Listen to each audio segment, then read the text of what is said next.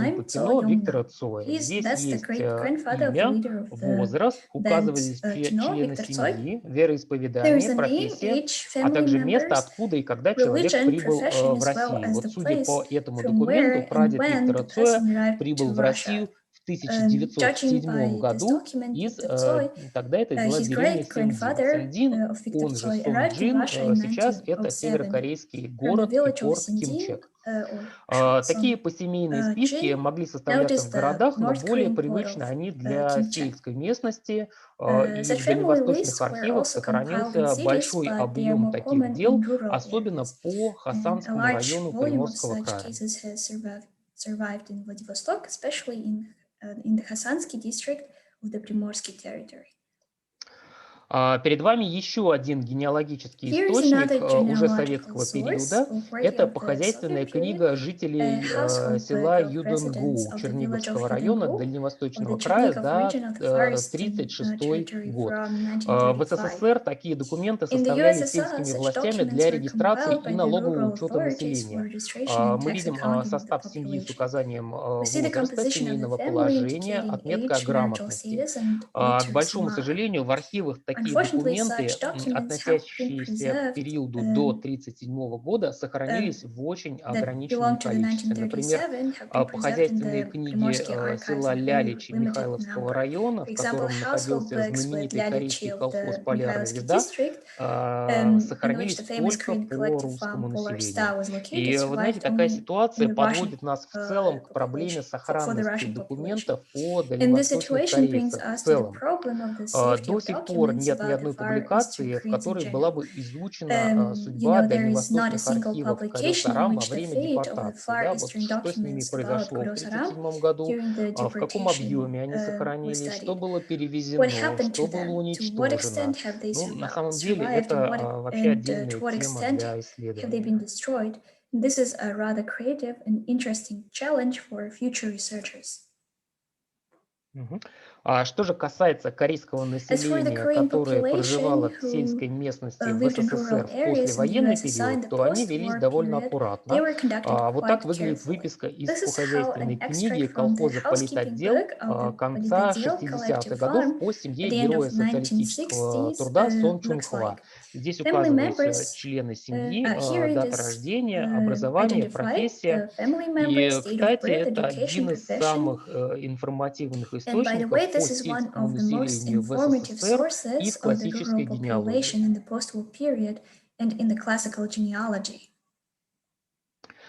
А вот это один из наиболее интересных And источников here is по one of the most генеалогии Корё interesting Сарам, sources on документы, the подававшиеся при genealogy of Koryo вступлении в Saram. подданство These are Российской the империи и documents при submitted получении upon entering советского into гражданства citizenship in the тоже. Russian Empire and upon Особо entering хочу the Soviet отметить, что в citizenship. историографии Especially неоднократно it's обсуждалась notable проблема to получения talk about the корейцами гражданства, historiography. но It сами has repeatedly документы, discussed the которые problem подавали of люди, obtaining еще citizenship by не Koreans. изучались. But А the это documents that подробнейший people submitted источник, в have первую not yet been очередь, по studied. истории And this семьи. is the most Еще detailed до source революции такие primarily on документы family history. формировались в Even before the отдельные личные revolution, such дела. documents were И formed into здесь separate вы видите personal личное files. дело о And here вступлении you в see a подданство Российской personal империи file моего on прадеда my Константина Кана в great-grandfather 2012 году. Konstantin Здесь Khan's есть entry подробная into the биографическая Russian Empire информация, in где и 1912. когда человека There родился, is состав detailed семьи, biographical information возраст ее here, членов, сведения об where and when the имущественном person was положении, born, family грамотности. composition, Из information 2014 on года property такие status, дела and содержали еще и literacy. фотографию. Since 1914, such cases В also советский contained период, 20-30-е photo. годы, корейцы In the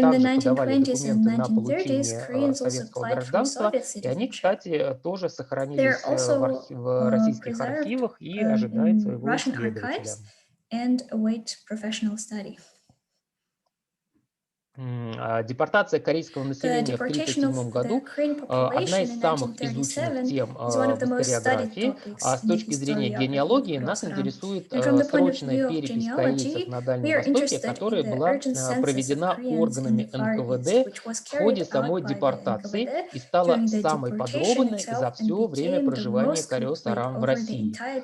Эти материалы сохранились, но лишь частично.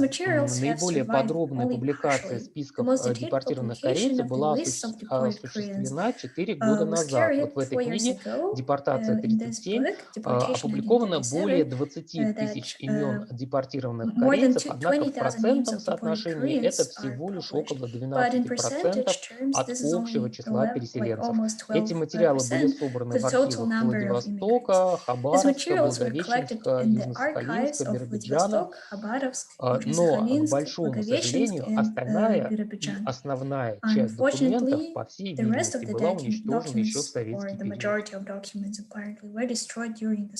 период. Вот так выглядели повагонные списки депортированных корейцев, то есть списки корейцев по вагонам. Здесь, как видите, самый минимум информации: имя, год рождения и номер паспорта. А вот так выглядели списки корейцев, которые легли в основу повагонных списков. В данном случае это список корейцев, проживавших в Благовещенске. Он уже гораздо более подробный. Здесь есть не только имя, но еще и возраст, также социальное положение, указание партийности, профессии и даже адрес проживания. I made a mistake in previous slide. It was for the carriages. Sorry. Yeah. Отдельно следует сказать о документах, имеющих отношение к политическим репрессиям 30-х годов. Архивно-следственное дело НКВД – это самый, конечно, подробный вид генеалогического документа о жизни в СССР в 20-30-е годы. Кроме того, нужно сказать, что за последние 20 лет в России была проведена колоссальная работа, были изданы уникальные книги памяти, всего вышло 17 томов, в которых содержится краткая биографическая информация о репрессированных корейцах в СССР.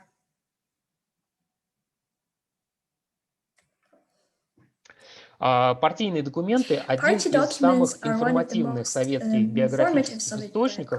В архиве КПСС, который в Москве, который сейчас называется РГАСПИ, хранятся сведения обо всех членах партии за все время существования СССР. Поэтому если ваш родственник был членом партии, то с помощью этого архива можно восстановить всю официальную биографию человека, в том числе за дореволюционный период. На этом слайде вы видите полную официальную биографию моего деда Николая Шина, которую удалось восстановить только благодаря архиву КПСС.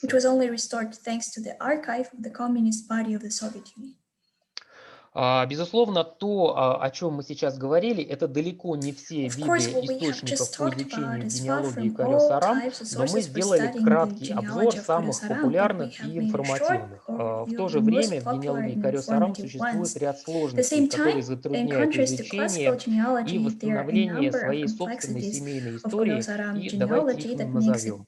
Во-первых, за долгие годы проживания вдали от исторической родины Корyo Saram утратили свои исторические корни.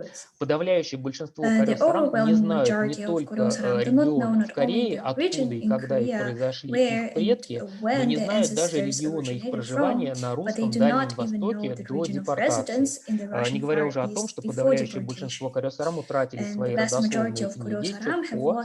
И, кстати, сейчас даже довольно распространен такой факт, что корейцы на постсоветском пространстве не знают даже свой фамильный пой. Во-вторых, генеалогия Корyo Saram как часть исторической науки совершенно не изучена. На эту тему не существует даже отдельных статей. Поэтому методика проведения генеалогического исследования Корyo Saram не наработана, и, как следствие, нет профессиональных специалистов, которые в этой теме разбираются. Существуют отдельные примеры, когда люди восстанавливали собственную семейную родословную, но таких случаев очень мало, и говорить о наличии именно методологии здесь нельзя. Третье. Исторические события, происходившие с корейцами в СССР и на постсоветском пространстве, особенно в 1937 году и в 90-е годы, отразились на документах по истории Корyo Saram самым тяжелым образом.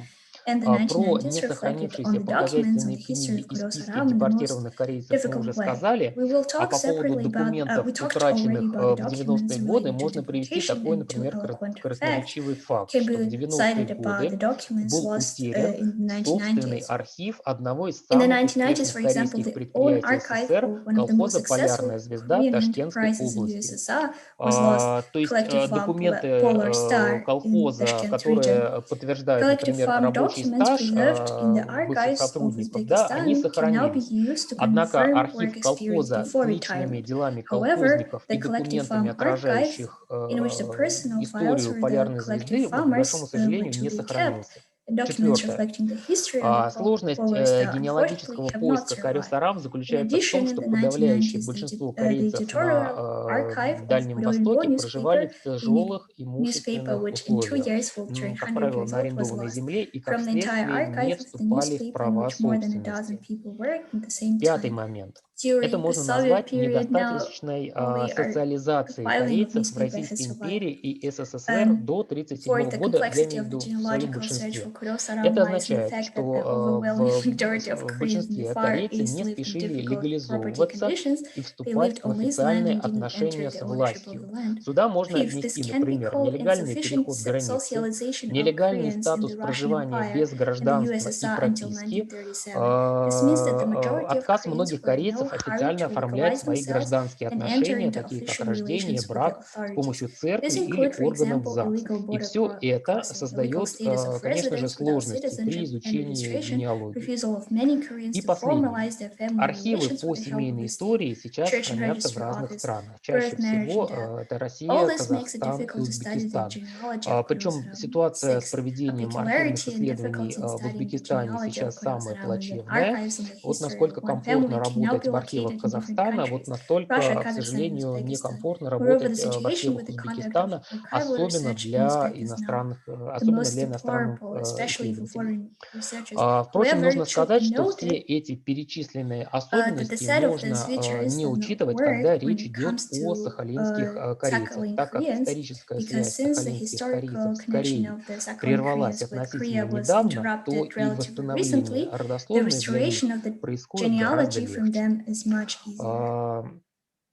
Дорогие друзья, Dear спасибо friends, большое за thank you very внимание. much Мы for your уложились attention. в 15 минут. We could И make it in отдельное 15 спасибо minutes Жене and Ан, которая separate переводила thank мое you выступление. Женя, спасибо Evgenia тебе большое. for translation. Thank you very much. That was fantastic. A great session. Many wonderful topics to discuss. And so we'll open the floor. There have been a few discussions going on in the chat, but if there is an inaugural question to get us started, again, we're looking to begin our next session in about 30 minutes. So we'll continue this discussion here with any questions in the style of a workshop, more than direct questions necessarily to the presenters, but of course direct questions are permissible. And also, if you need a break, now would be the time to stretch your legs a bit. I'm going to go grab some breakfast, etc. So I'll open the floor to any immediate questions or considerations to begin our topics of discussion.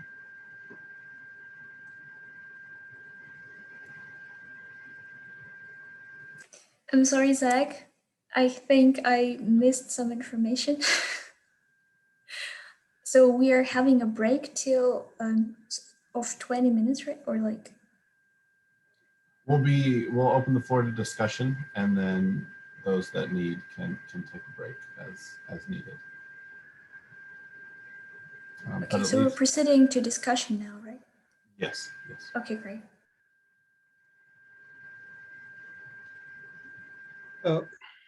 Zach, so we are discussing all presentation, including the keynote speech of Ross King. Yes, but unfortunately, Professor King had to get some rest, I suppose. It comes with age. Okay, I have and it being 2 a.m., right? We're still... Yeah, I have rather some comments and questions, okay? Definitely. And this is open for discussion, right, to the entire group. Thank you. So let me then a couple of minutes. Rose mentioned the roofless dialects. It means the development of minor languages, including the languages of diasporas, that diaspora languages, it means mainly dialects, they don't have a roof of the standard language, right? As I remember, it was the idea of Kloss. It was mentioned, a German social linguist.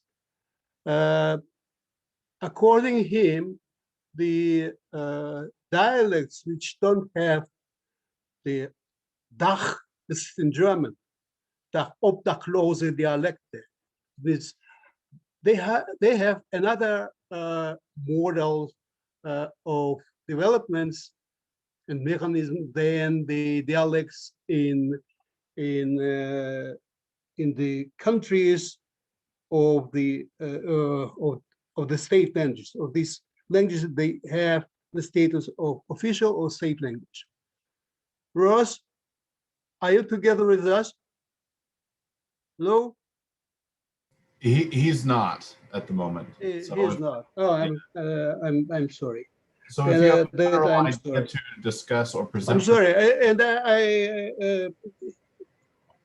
he told that he couldn't find maybe the answer why the Latinization of Korean language in Soviet Union was failed. Actually, I have written a small paper entitled "The Failed Revolution in Korean Writing System," and Rose asked me for borrowing this title. That was for a long time ago, and I have my idea why it was failed. It was failed not only with Korean language, but with all minorities language, even if minority was a titular nation in Soviet Republic, like Kazakhs. As you know, in Kazakh, after the collectivization became the minority in the own republic, and Kazakh made only 37%, and all others, they were Russian-speaking population. Yeah, and after 11 years of using Latinized script, the script was made a new alphabet was developed on the base of Cyrillic alphabet. Yeah, that was because Janna mentioned Ballod about the non-linguistic factors on the development of the diaspora. That was a poor political decision to use Latin scripts, even the Russian. Why?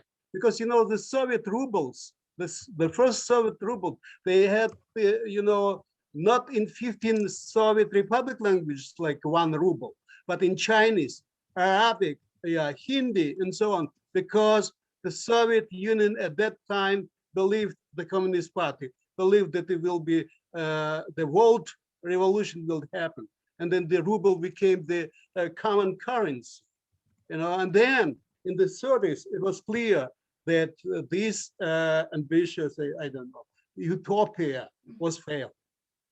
That is why the Soviet government allowed,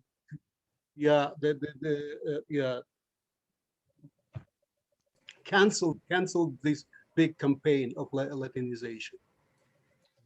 Thank you. Yeah, and I would like to know, is Ross agree with my suggestion? Yeah. Yeah, I'm sure he would be happy to hear your questions and suggestions. Yeah, but I wish you were here. I think we all were hoping to get another half hour with. Yeah. Thank you very much. I see a hand raised by Rainy Lee.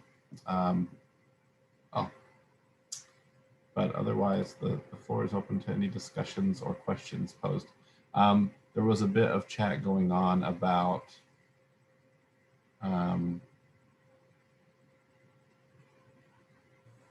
I would suggest maybe that people can ask directly, like unmute themselves or like raise their hands and then mute ourselves to ask directly, because we have a lot of questions, I think, going on in the chat. There were a few direct message questions that went through me, so I'll put those in the chat as well. Or one was specifically to Jinhye. So if he wants to. Actually, I had 3 questions to from Janna Ballod. Right. Yeah. At first, concern about the first question. As I know, officially they do not any censorship, but I think it may be actually a bit different, I think. And second, 3 or 4 sides are Russian and 1 is Korean. And third, it's difficult to conclude on the newspaper's analysis. I went to investigate further what to publish in Kazakhstan in the future and time. And currently, the 2 languages are official languages in Kazakhstan, you know, but the need for Kazakh language is increasingly emphasizes, and the population of the Kazakhstan is increasing. If the current political situation is maintained without some dramatic or drastic changes in politics, the need for Kazakh language is expected to be stronger in the future, I think. Yeah, for now, it's difficult to determine what communication language between Koryo Sarams will be. However, the characteristics of the Koryo Saram are still changing. Their identity is still changing. For example, the characteristic of the Koryo Saram in the former Soviet Union are not same, I think, but they are greatly influenced by the characteristic of the countries of the states that need to be adopted, I think. Okay.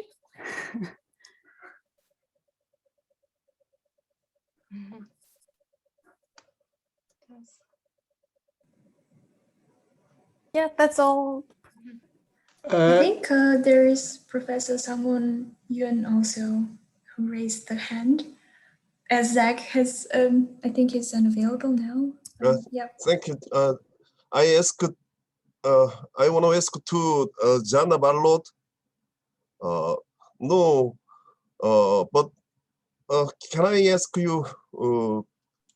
Можно спросить вам по-корейски? Хорошо? Janna Ballod. Who can translate my question to English? Maybe we can ask Janna-san for that. First, I have to listen. 잔나 발로드 선생님 잘 들었습니다. 그리고 선생님의 의견에 전적으로 동의를 합니다. 그 러시아 소비에트의 정책에 따라서 고려말 조선어 그가 러시아에서 쓰여지는 것이 달라지는 것에 대해서 동의를 하는데요. 예로 그 마지막에 한 가지만 좀 질문을 하고 싶은데, 정책이 변하고 난 다음에 한국어를 고려말을 외국어로 취급을 하면서 들었던 예가 1956년에 발행된 모스크바에서 발행된 조선어 독본을 프레젠테이션에서 보여주셨어요. 그런데 그 조선어 독본은 좀 다른 방식으로 이해를 해야 된다고 생각을 합니다. 그 조선어 독본은 1949년에 처음 만들어져서 52년, 56년 이렇게 조선어 독본이 발행이 되거든요. 그런데 그 조선어 독본은 러시아에서 고려인들에게 외국어로서 한글을 가르치기 위한 것이 아니고 사할린에 있는 한인들에게 한글을 가르치기 위해서 만들어진 책이라고 알고 있습니다. 1949년에 사할린에서 조선학교가 만들어지고 그 조선학교가 57년까지 존재를 했는데 그 조선학교에서 쓰이기 위해서 조선어 독본이 만들어졌고 그래서 57년 이후로는 러시아에서 소련에서 한글로 된 책이 나오지를 않습니다. 조선학교가 없어졌기 때문에. 그러니까 오히려 그 조선어 독본은 선생님이 예로 드신 조선어 독본은 선생님의 입론 그러니까 소련의 정책의 변화에 따라서 그 한글이 책이 나오고 없어진다는 것을 더 확인시켜 줄 수 있는 그런 증거로 쓰여진다고 생각을 합니다. 뭐 그 여기에 대해서 어떻게 생각하시는지 감사합니다. большое спасибо. Женя, могу кратко по-русски сказать, а вы переведете на английский. Thank you, Professor. I generally understood what your question was about. Sorry. I can translate. Okay, great. Thank you. So Professor pointed out that my photo of Korean textbook published in '56 was in fact a textbook for Sakhalin Koreans. And at that time, Choson Tongpo, you mean Koreans from North Korea, right? Choson Tongpo. Choson Tongpo. So Professor Yoon was talking about teaching Korean in Sakhalin, which was allowed at this time. So this was textbook for teaching Korean to Sakhalin Koreans in the 50s, but still Korean schools were not allowed in the 56, in 57. So this is what Professor Yoon didn't agree with me in this point. So he didn't agree that in the 50s and 60s, teaching Korean was allowed in all the Soviet space. So still in the 50s and 60s, Korean language was discriminated against. So in fact, the discrimination period of Korean language was longer. It was not until 50s, it was even maybe well into the 60s. Is it correct, Professor Yoon? Yes, so therefore political factor was important in the current situation, the current linguistic situation. And okay, so this was my answer. I agree with Professor Yoon. And I will edit my paper and I will extend the period. Thank you. 예, 제가 저 송잔나 선생님하고 같이 모스크바 국립중앙도서관 비블리아체카 이메니 레니나의 한글 서적들을 조사를 했습니다. 그래서 수집을 했으니까 그 조선어 독본 그 부분을 49년도에부터 만들어져서 56년까지 한 책을 수집을 했으니까 한국에 계시죠? Yes. 예. Now in Korea. 예, 만나서 제가 전달해 드리겠습니다. Thank you for reference. So how much time? Actually, to continue discussion, my main question of this discussion is what will be the language of Franca?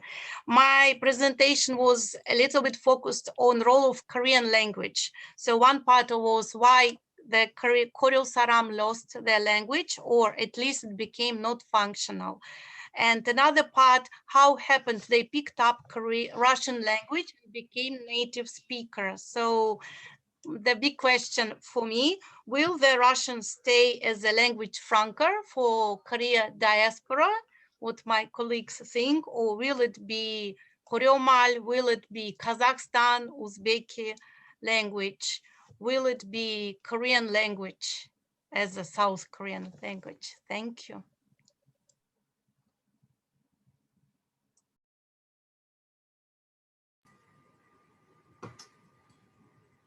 That's a great question of consideration. I think that we will have to put a pin in that for further consideration and discussion. For our next Koryo Saram Research Network workshop, not to put in a plug, but to do that, which really is, with this inaugural meeting and the questions and the research presented here, is what we're striving for, is to kick off this community and the creation of this discourse and discussion in the future of Koryo Saram studies. We want to extend our gratitude for the presenters from this session, and also want to make sure that everyone gets a little bit of designated time to take a break and meet back here for the upcoming session. And Svetlana's gonna coordinate that as well. So we're going to take a short 10-minute break. If anyone wants to stay and discuss the lingua franca and future of Koryo Saram language, you're welcome to. The room will be open, and so that we don't have to readmit everyone, we encourage you to stay in the room. But if you're going to be taking a break, mute your cameras and your audio as well. But thank you so much again for our presenters. Thank you all. We are going to meet here at 12:40. So please just stay muted and switch off the camera, and we will then meet in 20 minutes. Thank you. So it's 20 minutes, right? Not 10.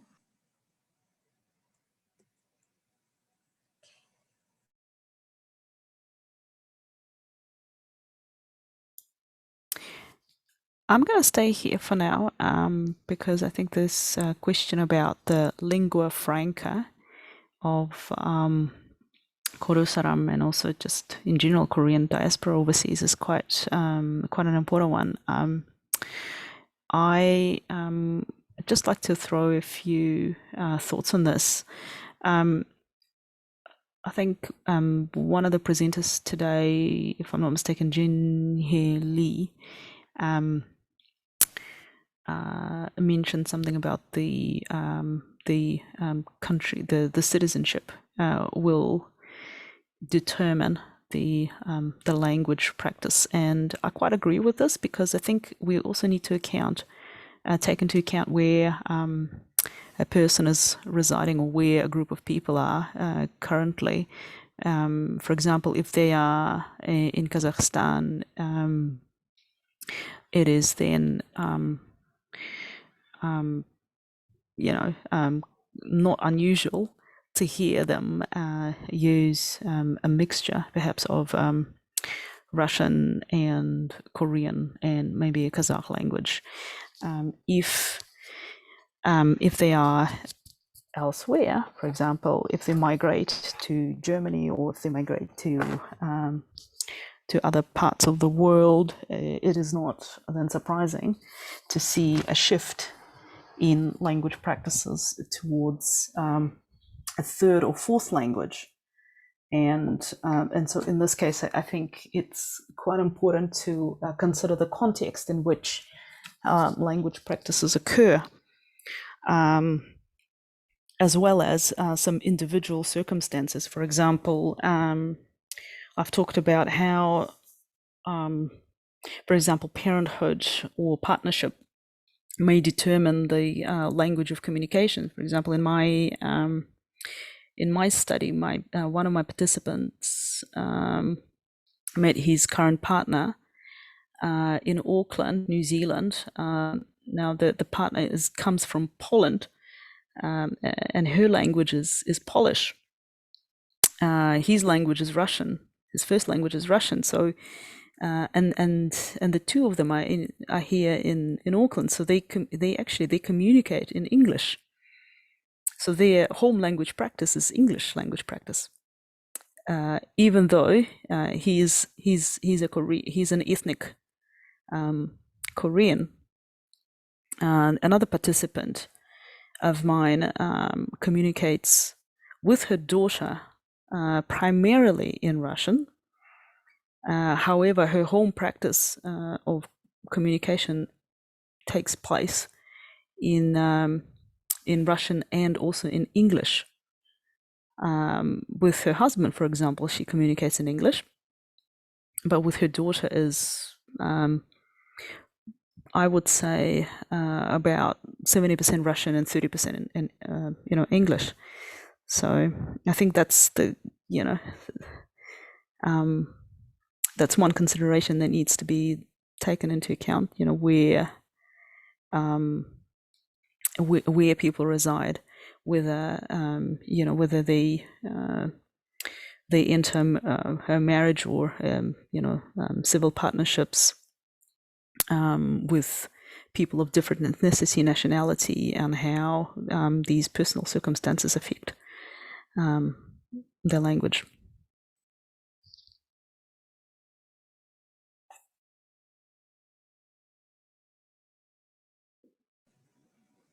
I think we can't hear or see you, Janna, unless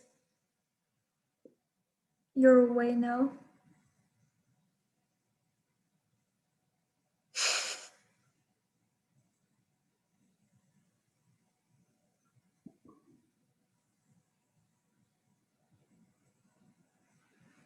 Just a second.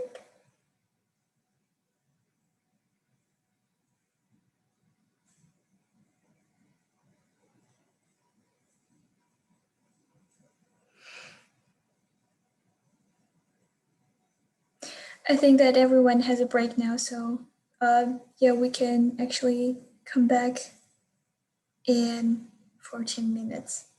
Okay. Hello, Andre. Hello. Good to see you. Thanks for joining. Nice to see you again. I hope you could hear or get a part of the early presentations also. Yeah, thank you very much.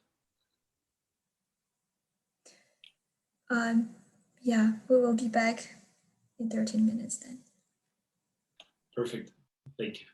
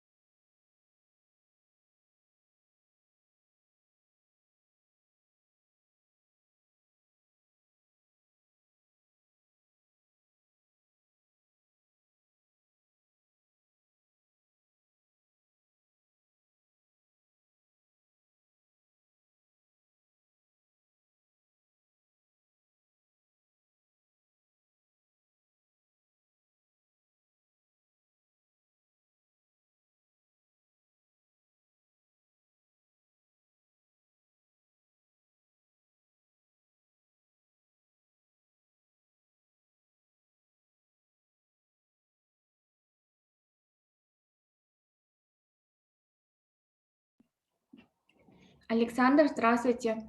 Это Светлана. Мы начнем через 12 минут, так как у нас в программе была немножко задержка.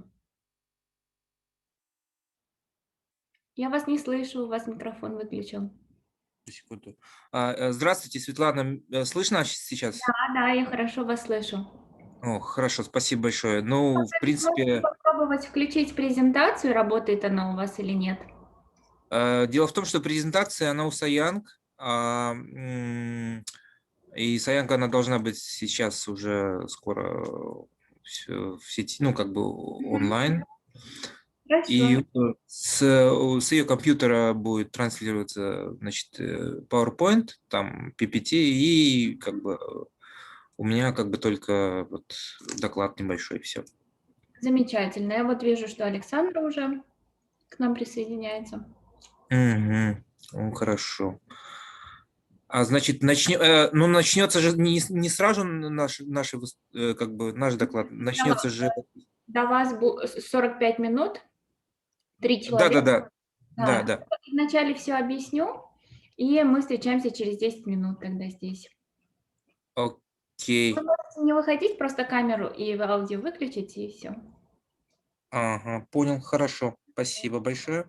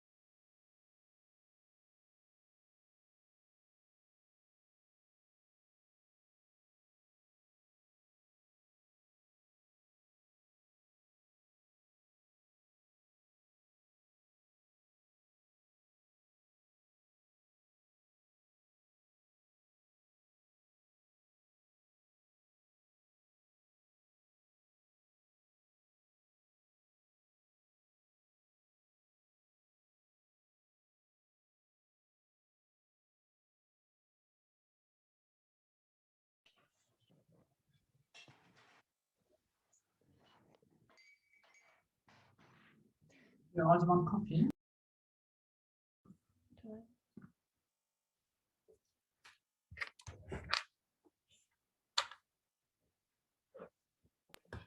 Hello. Hi, здравствуйте, Светлана. Здравствуйте, очень приятно с вами познакомиться. Очень приятно тоже нам. Так круто, мы все слушали, вот второй день. Вообще, конечно, замечательно. Мы такие ignorant, оказывается. Ну, нет. Мы много чего не знаем, это очень круто, очень интересно, но вообще, да. Мы рады, что вы с нами, и эта сессия будет тоже очень интересная. Классно. Спасибо большое, что позвали нас поговорить. Привет! Привет! Я Татьяна, Анатолий. Вы будете вместе презентовать на второй сессии. Можете попробовать сейчас включить PowerPoint, так как вы будете первые. Да. Давайте. Вот нас там как раз интересует видосик, будет ли у нас проигрываться. Share screen. Share screen. И мы выбираем, что мы шерим. Keynote. Окей, да. Мы делаем play. Хорошо. Если видео, вам нужно еще аудио включить для презентации. Вот как раз мы сейчас это протестим. Сейчас наш PowerPoint видно, правильно? Да. Вот я хочу посмотреть видео. Ага. Вот оно вот у нас. Русским. Да. Слышите, да? Хорошо. Видео и звук был. Да, хорошо. Ну классно, супер, хорошо, все тогда. Ребят, привет. Привет. Отшерим тогда. Ага, стоп share. Все. Окей, супер.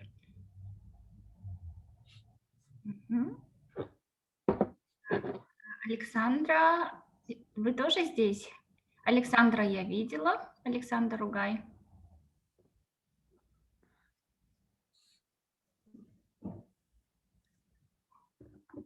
Наверное, вы имеете в виду Анатолий Огай.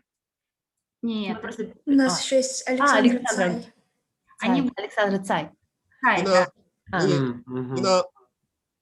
Привет. Hi. Очень приятно.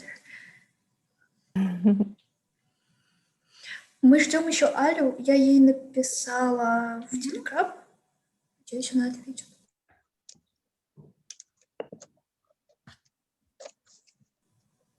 Просто Аля будет вещать из Канады. Там, по-моему, жуткая разница времени. Поэтому, да. Надеемся, она подключится. Ребят, в субботу. Татьяна, Анатолий. Вам тоже пришлось пораньше сегодня. А вы знаете, мы из Алматы сегодня. Да, мы на месяц приехали в Алмату, и мы вот из дома. Хорошо. Так бы у нас сейчас было 3 ночи. Да. Немножко некомфортно. Вы специально уехали? Да. Конечно. Подгадали. Да. Как только Женя прислала расписание, мы сразу в Алмату купили билет. Как у вас погода? Налаживается. Сказать честно, мы заболели коронавирусом, и вот уже 8 дней мы, в принципе, не выходили из дома. 8, 10, в общем, что-то в районе 8, 10, 14, я уже не знаю даже. Вот. Ну, вы отлично выглядите. Спасибо. Как будто не болели. Как будто не болели. Да, это не очень весело было, но мы уже recovered, так что... Не болейте, никому не желаю сейчас такое время. Да. Окей. Меня уже все переболели в Алмате. В Алмате, да, в Алмате такое ощущение, что действительно каждый переболел. Well, it seems that we are going to be back from the break now. So all those who had a good lunch, breakfast, or dinner with kimchi, welcome. So we are going to start our second session, which is the last of our workshop, but not the least, and probably the most artistic and praxis-oriented one. And I'm very honored to introduce to you our first speakers, who are both actors, writers, and producers. Anatoly Ogay and Tatiana Kim are working together. They are originally from Kazakhstan, but they are based in LA, the US. Anatoly studied social sciences and is an active actor. And Tatiana is producer, and she started film directing in Art Center College of Design. So they will be speaking about the search for identity and how they created a theater show about the Soviet soldier and which challenges they had to face on the way to bringing this idea to life. So Anatoly, Tatiana, very welcome. Thank you. Thank you so much. Hi, guys. Thank you. First of all, thanks so much to Evgenia, Svetlana, and Zach for organizing this whole event. It's honestly, we feel very honored to be here and to speak alongside these amazing speakers and panelists and scholars. And then we our presentation won't be as sort of term-based as yours, but hopefully it we also share our sort of viewpoint on the Korean diaspora and the diaspora of Koryo and Koryo Saram. So let's begin with the presentation. Yeah, we wanted to share our experience of creating our one-man show, which is called Auto, which is short for On the Other Side of the River. And it is a solo show about a Soviet Korean soldier. And actually, more to that, would like to share our process and what we've learned while we were creating, not only in the philosophical term of that, but also just like all the challenges and interesting perspective. And I think Anatoly will be more about the grandiose part of this philosophical, and I will be picking on smaller things and challenges and sort of those things. Just 2 words about us. Yes, we are a married couple. We are artists originally from Kazakhstan. And yes, we're based in Los Angeles, and we work in multimedia, in film, in advertising, and in theater. We've been doing it for the last 15 years, and we're super fortunate to work together and share the same history, the same Korean history, even though Anatoly is half Korean, half Russian. I'm 100% Korean. And it was super lucky for us to broaden our horizon in US. This is where we got our master's degree in fine arts, me in filmmaking, Anatoly is in acting. And that experiences, like life experiences, brought us to creating a show which a lot of people tell us unconventional in terms of storytelling and how we told our Korean kind of story. So that's us. Right, and just a couple words about the show before we guys show you a little trailer with subtitles. So the show Orosoder, as like Tatiana said, it stands for On the Other Side of the River. And, we call it that it's a war story through the eyes of millennials. And just a brief sort of background on how the story came about, how the play came about.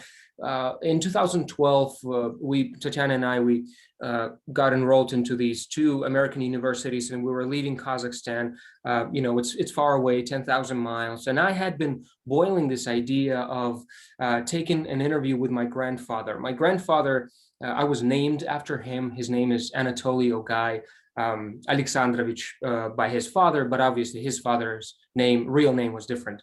But I had been boiling this idea that I wanted to take an interview with my grandfather without any, sort of strings attached. I had zero clue what I was going to do with it. I just knew that I wanted to capture my grandfather in front of the camera and just ask him everything I wanted to ask.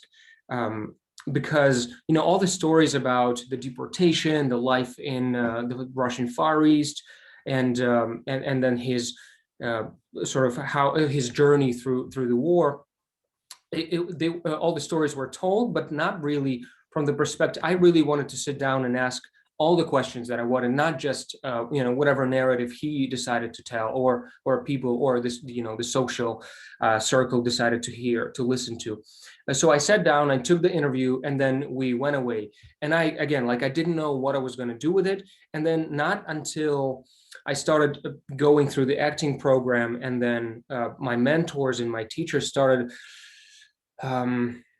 encouraging me to develop the story. I would share bits and pieces with my with my instructors about my grandfather through different exercises, acting exercises, and they were like, Anatoly, well, you are writing the story, right? I'm like, no, I'm not, because I'm not a writer. Why would I write a story? But then start very slowly, pieces of puzzle pieces started to kind of to make sense, and then to make a bigger picture for me. And then I started exploring writing this, kind of doing a transcription of the interview first, and then seeing if it could work as a story or not. And it didn't. And then I started exploring other sort of avenues of approaching the story. And then I at a certain point, I understood that just telling the story of a guy who went through whatever he went through, of my grandfather, is not enough. That it's important to give sort of my perspective on this, what I think about this in the 21st century, the guy who was named right after him, holding the same name, and in a way, the certain, not like burden, but there's certain, like DNA code that is engraved in me, with, blood-wise, and also with the name too. And I started kind of playing with the idea what it would be like if I would be telling the story. And what is important to say that what was special about Anatoly's grandfather's story is that not only he had to change his age to go to war, also he just came to Soviet Union. He was 12 when he came to Soviet Union, and he was 17 when he enlisted to go to war, not Soviet Union, I'm sorry, to Kazakhstan, when he was 12. And then that person decides that, okay, this is what I have to do. I have to change my age, and I have to go and fight for my motherland. And he went all the way to Berlin. So it's not just it's one story, like one of the million stories, obviously, but in terms of Korean's perspective, it's a very rare story. He was one of the 11 Koreans, right, who went all the way to Berlin and actually met the Victory Day there. So that's the very short amount, like in short, about his life. So that was very special, and that's why he wanted to interview him and ask all those questions. When actually was like 2 days of interview, I think. Yeah. 2 days of interview. So maybe let's see the trailer, and then we can talk more specific, so the guys have some context. Русский, казах, русский, украинец, казах, узбек, русский, кореец, русский, кореец. Ты здесь что делаешь? Тебя кто сюда пустил? Ну, его кто сюда пустил? Иди отсюда! Тебе показать дорогу обратно в желтое гетто? Иди отсюда, пока тебя по трибунал не пустил. Че стоишь, как вкопанный, молчит он. Угай Анатолий Александрович, 1925 года рождения. Молодая кровь. Отец кореец, мать кореянка. Мы из дальневосточного края.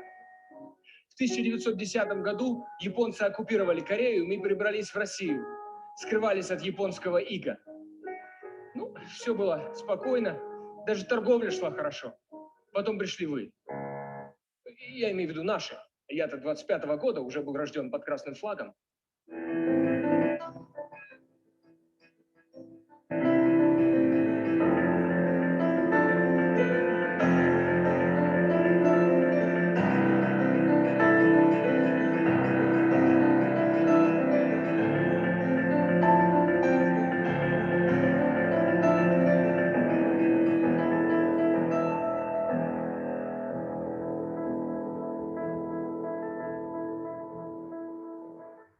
Как бы то ни было, есть правые, а есть левые. Если эта сторона правая, тогда это левая. Если это правая, тогда это левая. А в чем разница? На правой стороне сидит мать полицейского с щитом. На левой стороне сидит мать революционера. А кто решает, к какой стороне ты принадлежишь? Ты сам?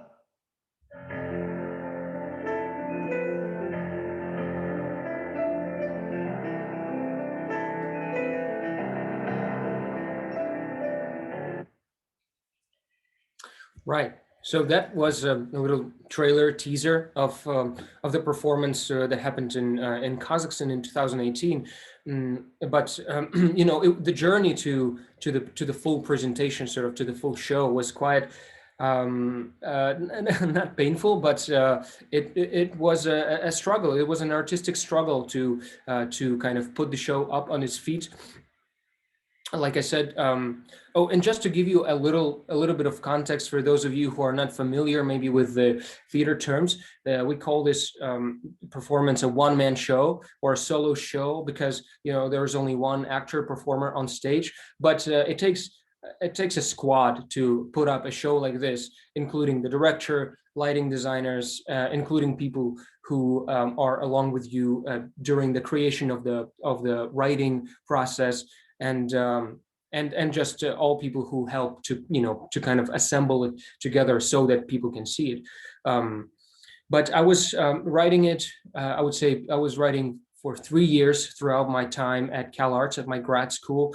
It took me good 3 years through drafts and certain bits and pieces, just kind of documenting whatever my grandfather would say, and then mixing it with my own thoughts and my own perspective on the topic of war. And then, you know, I was questions like how a man who was born in the Soviet Union, because he was born in 1925 and then deported to Central Asia, how does a guy like this become have an idea in his mind that he wants to go change his age and he wants to go to fight against the Nazis? And I was, through all these sort of writing prompts to myself, I would be answering these questions and doing research, reading a lot about Korean diaspora and Koryoins and the history, you know, from Japanese annexation and then through deportation to the present day, and sort of writing this whole thing down. And then thanks to a couple of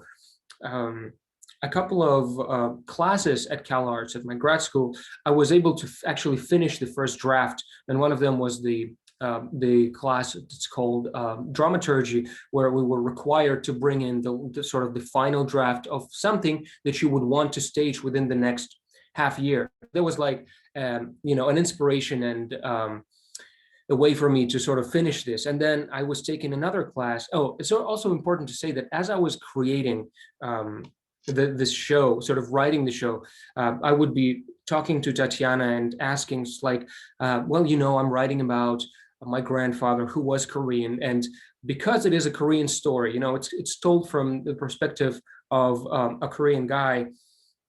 I have to convey to my audience, we have to convey to our audience that that he's really Korean, not that he's, you know, just looks Korean and maybe talks about Korean things, but that actually we need symbols and representation of Koreanness in the show. And then we were talking about Korean drums. And then even I had at some point, I had a crazy idea about pansori singing, which would be not very good. Definitely an appropriation. And then, you know, with certain restrictions and limitations, we were kind of cutting out, shaving off those ideas, and then really sticking to what's important in front of us, which is the text itself, the story itself. And then one other class that sort of helped me, it was towards the very end of my studies. It was the music composition class, because I had been taking piano lessons, and I had to bring some music composition to this final exam for a class. It was a music composition for non-musicians. And I was sitting at a piano, and then I had to bring some kind of composition. And then I had the text that was due for my dramaturgy sitting, the text for this show sitting next to me. And I just took the text and I started just playing around, playing some tunes and melodies. And then there was a big revelation that, you know, it really can be anything, because I'm talking about my grandfather and his story, and that's really that's the only thing I need to prove to anyone of how the Korean the story is. And you know, it has contemporary music and songs, and generally the text itself of the text of the play is quite contemporary from the perspective of me, of the 21st century. And that was a sort of a big revelation. And then came the 2017, we did a couple of readings in Los Angeles and in Almaty in Kazakhstan with an audience, and we got a great response. And that was sort of the starting point to kind of to let the machine work with you. And then was 2018 with the first sort of with the first stagings in different theaters around the world. So yeah, all this effort, all this effort after 5 years brought us to two biggest festivals, of theater festivals, I have to say, in the world. It's an Edinburgh Fringe Festival, which is taking place in UK, and United Solo Show, which is taking place in New York City on the Theater Row. It's off of Broadway. And it's so interesting that not only that we were the first ever show from Kazakhstan to be performing on those festivals, we were obviously first ever Koreans telling Korean story on those platforms. So first of all, of course, we were very excited and we're proud of ourselves that, oh my God, we're the first one. But then as it settled in, we were like, oh my God, we are the first one. Does it mean that no one ever attempted to tell story in the theater setting, or why are we first? And hopefully now we think that even though we're first, not going to be the last one. So that made us think, like, all this process, why do we know a lot of stories about Jewish diaspora? Why do we know about Armenian genocide, for instance, but people do not know about our Korean story? So for 100 people we met in Edinburgh, for instance, like there's like million and million people, and I don't know, hundreds and thousands of shows, and we met a lot of people. Maybe like in 100 people, like one person knew something about Koreans from Kazakhstan or Uzbekistan, but they weren't sure what exactly they knew. So it was an interesting sell for us to attempt to invite people to learn something about us. So it was very challenging, but a beautiful experience. And people who visited us, a lot of people at the end were talking with us, and they were like, oh, we did not know this story. It's so good that we learned something. And so, yeah, we just want to tell the stories that are universal. And the question after all this experience, after getting into those festivals, how can we as an artist tell this complex stories and so niche, right? So niche, not like, but how can we make it comprehensible, and how can we package it in a way that I will not be afraid of the word entertaining, because we're as an artist, obviously we're here to entertain. How can we make it artistic and comprehensible so we can expand the knowledge and expand our invitation for other ethnicities to learn about us? So all those things, we don't have an answer. It's just like questions that kind of rose with us preparing the show, and maybe it will take us a lifetime to even understand like how can we do it, but we will attempt, and yeah, and hopefully we'll show the show more somewhere, yeah, maybe in Los Angeles. So yeah. And one of those questions that we were, trying to answer is, for example, can I call myself Korean, or rather, can we call ourselves Koreans, people who are, who were born outside of Korea, who are living outside Korea? And just to share a story with you, and maybe you can relate. And in the story, I say we, just because Tatiana and I, we share a lot of sort of same story, because we left Kazakhstan at the same time for the US. and then Tatiana is 100% Korean. I'm half Korean, half Russian. And so one thing that happened when we came, to the, it's also important to say that Kazakhstan, I think it's a leftover of Soviet Union, has still preserved the little line in the passport that specifies you by your ethnic, identifies you by your ethnicity, right? Mine says Korean, Tatiana says Koreans. When let's take for example America, they say American. They're it's nobody says Armenian or Turkish or whatever in the passport. It just says American. That's the nation, and I think when we came to the US in our 20s, we faced a couple of different challenges. We had to rediscover our own identity and sort of and look for it, even look for the answers. And one of the stories is that our mutual friend, he asked, so what are you guys? It was long time into our sort of education, and then maybe second or third year. So he's like, so what are you guys? And I'm like, well, we're Koreans. He's like, no, you're not. I'm like, what do you mean we're not? He's like, well, Calvin said that, and Calvin is, just to name this mutual friend, he's Korean American.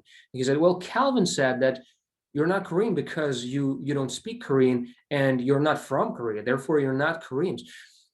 And it was just, I was really surprised and really shocked, because no one in my entire life, and I was 24 by then, no one in 24 years would dare to say that I'm not something that I think I am. My entire life I have this belief. And it's a question of like, is Mowgli an animal or a human being? He was raised in the jungles, and at that very moment I decided for myself that this show Autosoder, that the show and the character in it has to be the advocate for all of us who were born in the country that is outside of their ethnicity, and it's the voice of these people. And I'm not gonna try and prove something to Calvin just to get like just to try to get into the Korean American community. And I'm not sure that was his intention. His intention was probably something completely different. But the show itself, I decided was going to be, it's going to speak for itself what it is to be Korean outside Korea.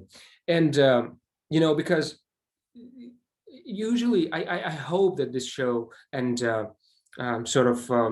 what it can do for the next generation of artists who would be potentially inspired by the story, and maybe would be inspired to do something, to do art, because I was always looking for art patterns outside of my own ethnicity. Like, for example, I would be looking up to artists from Pakistani artists born in the UK, or Jewish immigrants fleeing the Bolsheviks and through Europe and then settling down in the US. Or we have a friend who's from Benin, and he lives in France now, and he's too African in France, and he's too French in Benin. It's kind of the in-between world that the artists have to kind of go through and struggle and find their voices. And just to give you another question that we were sort of trying to answer is, how can contemporary artists interpret Koryo Saram identity? And one of the things, as we were working on the show, we were trying to figure out different levels on which people could connect to the show. One of the levels was, the niche, sort of all of us here, people who are who know stuff about Koreans, who know stuff about Koryo Sarams, to tell them their story. And then the next sort of wider level of audience would be people, minorities of the Soviet Union who were deported and oppressed, which is a lot of them. And then the next sort of circle, we would sort of go wider, people, general public of the Soviet Union whose relatives went through the World War II, and then, or the Great Patriotic War, and then the World War II, people who can connect on the World War II topic. And then we decided not to cut corners and not to sort of look for any compromises really in telling the story, and just be authentic with telling the story, and then just doing it in the most authentic and most genuine way for us, and then the audience can connect, and they did from the feedback that we heard. They did connect, and no matter if it's a remember we had like a clock master from England who is like English, but he connected on just a very primal level of someone. Yeah. And also when we, as an artist, as a contemporary kind of artist, trying to interpret again this niche specific, very personal biographical thing, we decided that there's so many ways to do it. We could have put Korean hanbok, right? We could have put it on and sing pansori as we first planned, or we could have done like a pop art thing, but we decided to make this abstract symbolism which would represent emotion. I mean, talking about light, emotions and stuff like that. So we decided that every artist should just be very authentic to their own voice, and not trying to talk about stereotypical things, not trying to steal and appropriate those symbols in order to tell the story about their ethnic group. So yeah. And just briefly about challenges about selling diaspora specific art, just like in terms of what was very hard for us to do is, before we got into all the festivals, it was really, really hard to even for people to comprehend what the story is about. And so just to give you example, Asian phobic thing is a thing. It's like seeing Asian face on a screen and trying to assess it and challenge it. It's a thing. That's why right now, for instance, there was Golden Globe, and a Chinese director who directed a very wide story got the best film, but Korean Americans talking about Korean American story in Korean language got only foreign film. So that's challenging. And we as an artist, I think we should, and not only artists, researchers, scholars, we need to put ourselves forward and kind of own it. We have to talk about it, and we have to, try to do it. So yeah, just as a conclusion, we were thinking about that what we as an artist do, we are recreating our memories to preserve our story, our identity, and kind of memories are for everyone is different. So just we're trying to be authentic and not be afraid to tell our very little story about Koreans from Kazakhstan, like such a small population. The story has to be told, and it is interesting, as we know now after being accepted and winning awards. So yes, thank you guys. Just to add one more thing is to I believe it's an evolutionary thing, right? I think that if artists have to start talking about start telling their story and use hanbok and use pansori, that's okay. Use the history, because that's in our DNA. If artists have to talk about deportation in 1937, that's another way to do it. But I think eventually we have to talk about this to get it out of our system, to get it out of our DNAs, in order so that we can create other levels and layers of storytelling, and then eventually we will go up. Like, for example, Tatiana made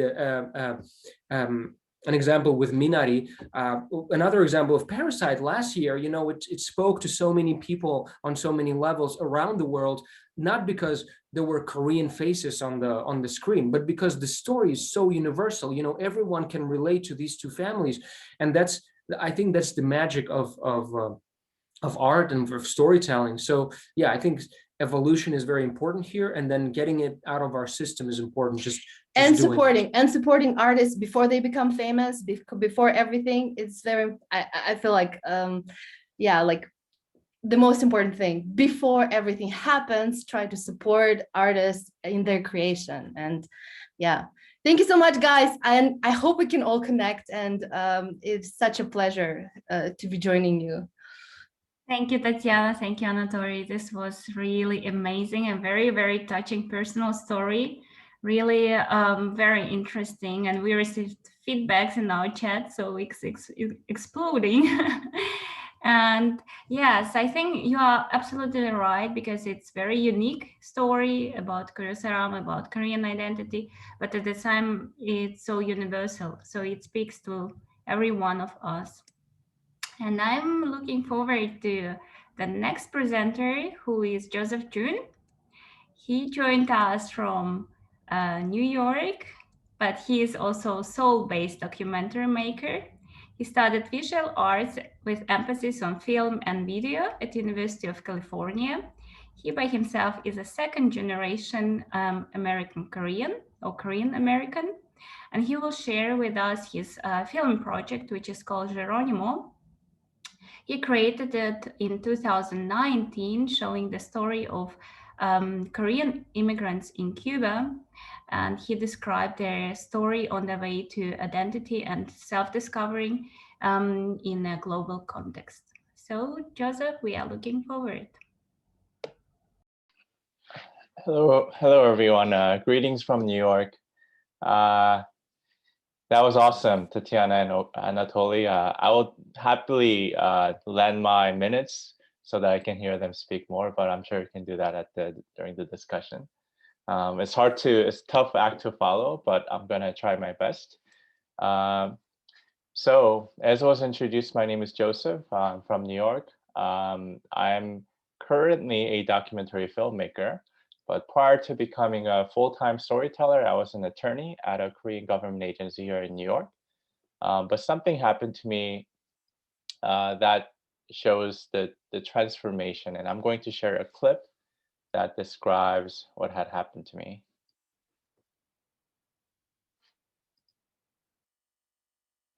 Okay, you guys can see, right? 정우석 감독님, 예, 감사합니다. 아주 소중한 작업을 해주셨습니다. 디아스포라 말씀하셨는데, 이어서 100년 전 쿠바 한인 임은조의 삶을 조명한 헤로니모 영화를 제작하신 전후석 감독님의 소감이 있겠습니다. 네, 반갑습니다. 영광입니다. 여러분, 디아스포라라는 말이 무슨 뜻인지 아시나요?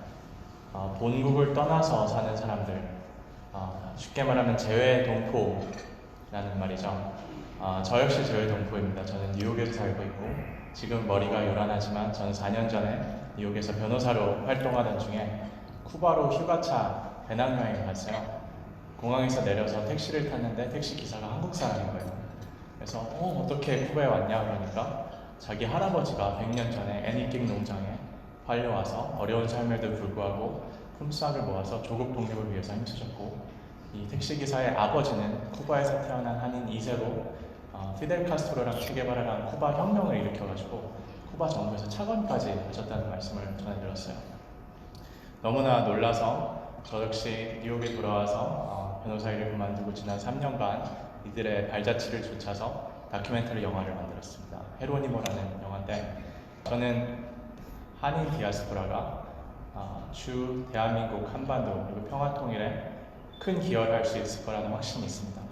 잠깐 영상을 보실까요? So I'll continue to play a few remaining minutes in a bit, so running into Koreans in Cuba and learning about their history and the current state of their identity allowed me to reflect on my own past memories of meeting various other Korean diaspora communities around the world, in particular Korean ethnic Chinese, North Korean defectors, Korean adoptees, Korean Brazilians, Korean Germans, Korean missionaries, Korean Japanese, and of course, Koryo Saram.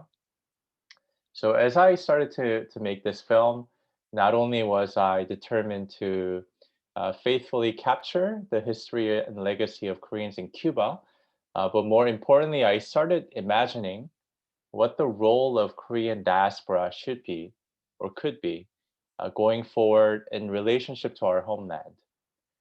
So in short, I wanted to know and question what it means to be a Korean outside of Korea, right?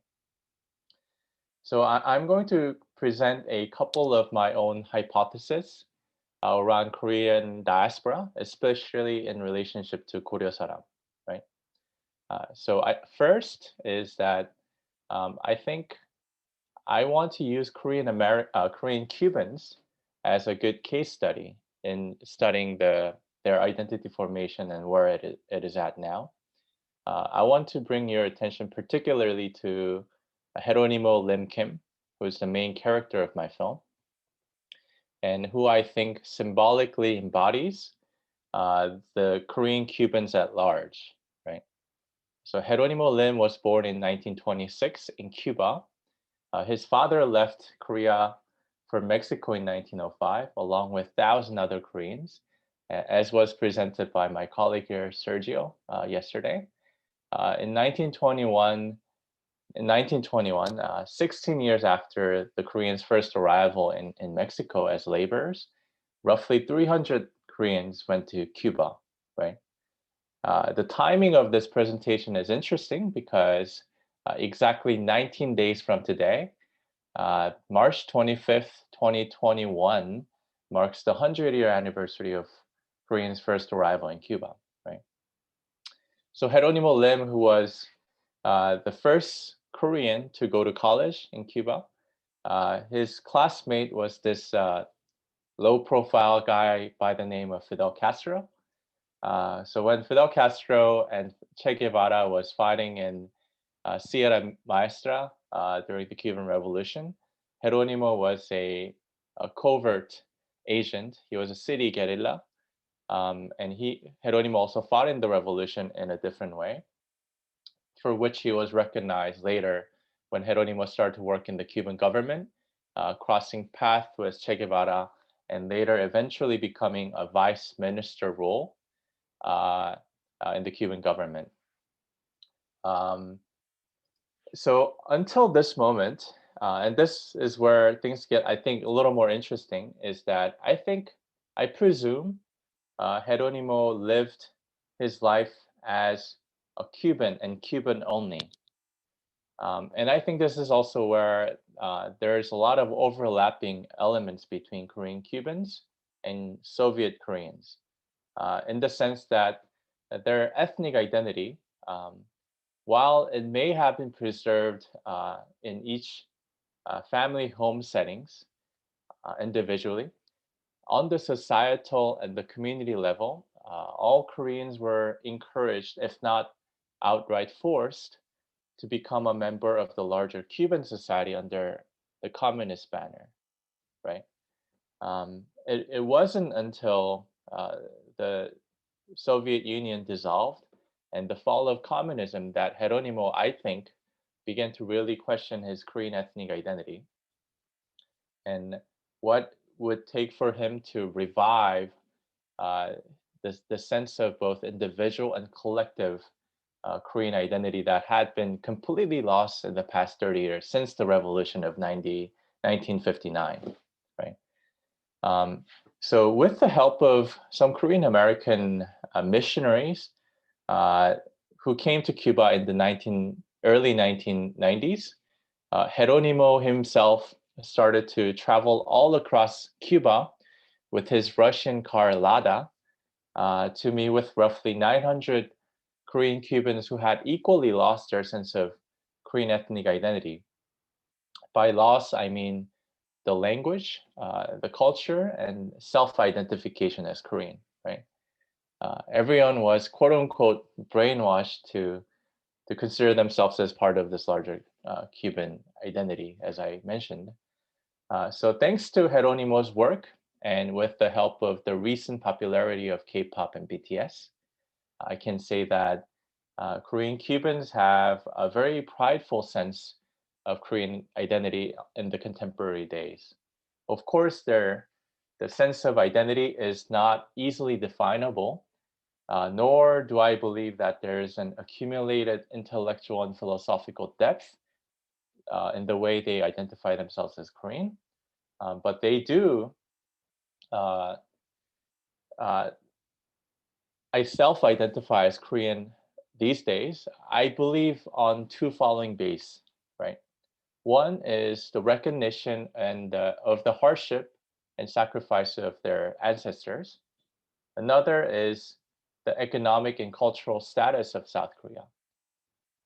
it is interesting that these days when they speak of the homeland, now there's a tendency that the homeland they refer to generally confines to South Korea, which is ironic because Cuba only has diplomatic relations with North Korea, right?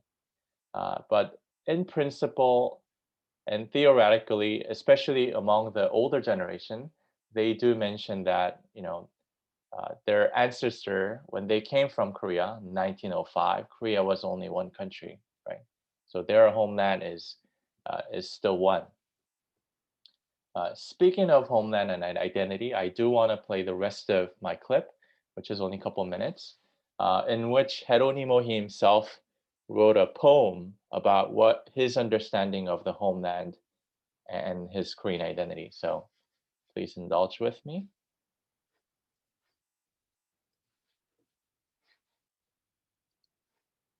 So why don't we start with the idea of diaspora?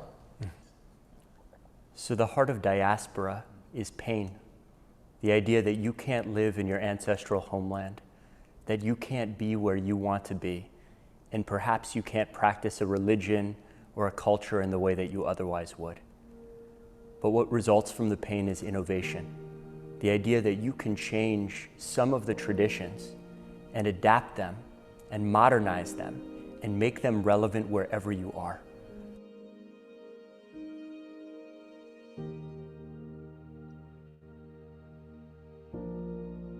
Para mí yo soy coreano, yo no soy cubano. Para mí yo soy coreano y me muero siendo coreano. ¿Comprende? Porque es la única patria que reconoció mi padre y mi madre.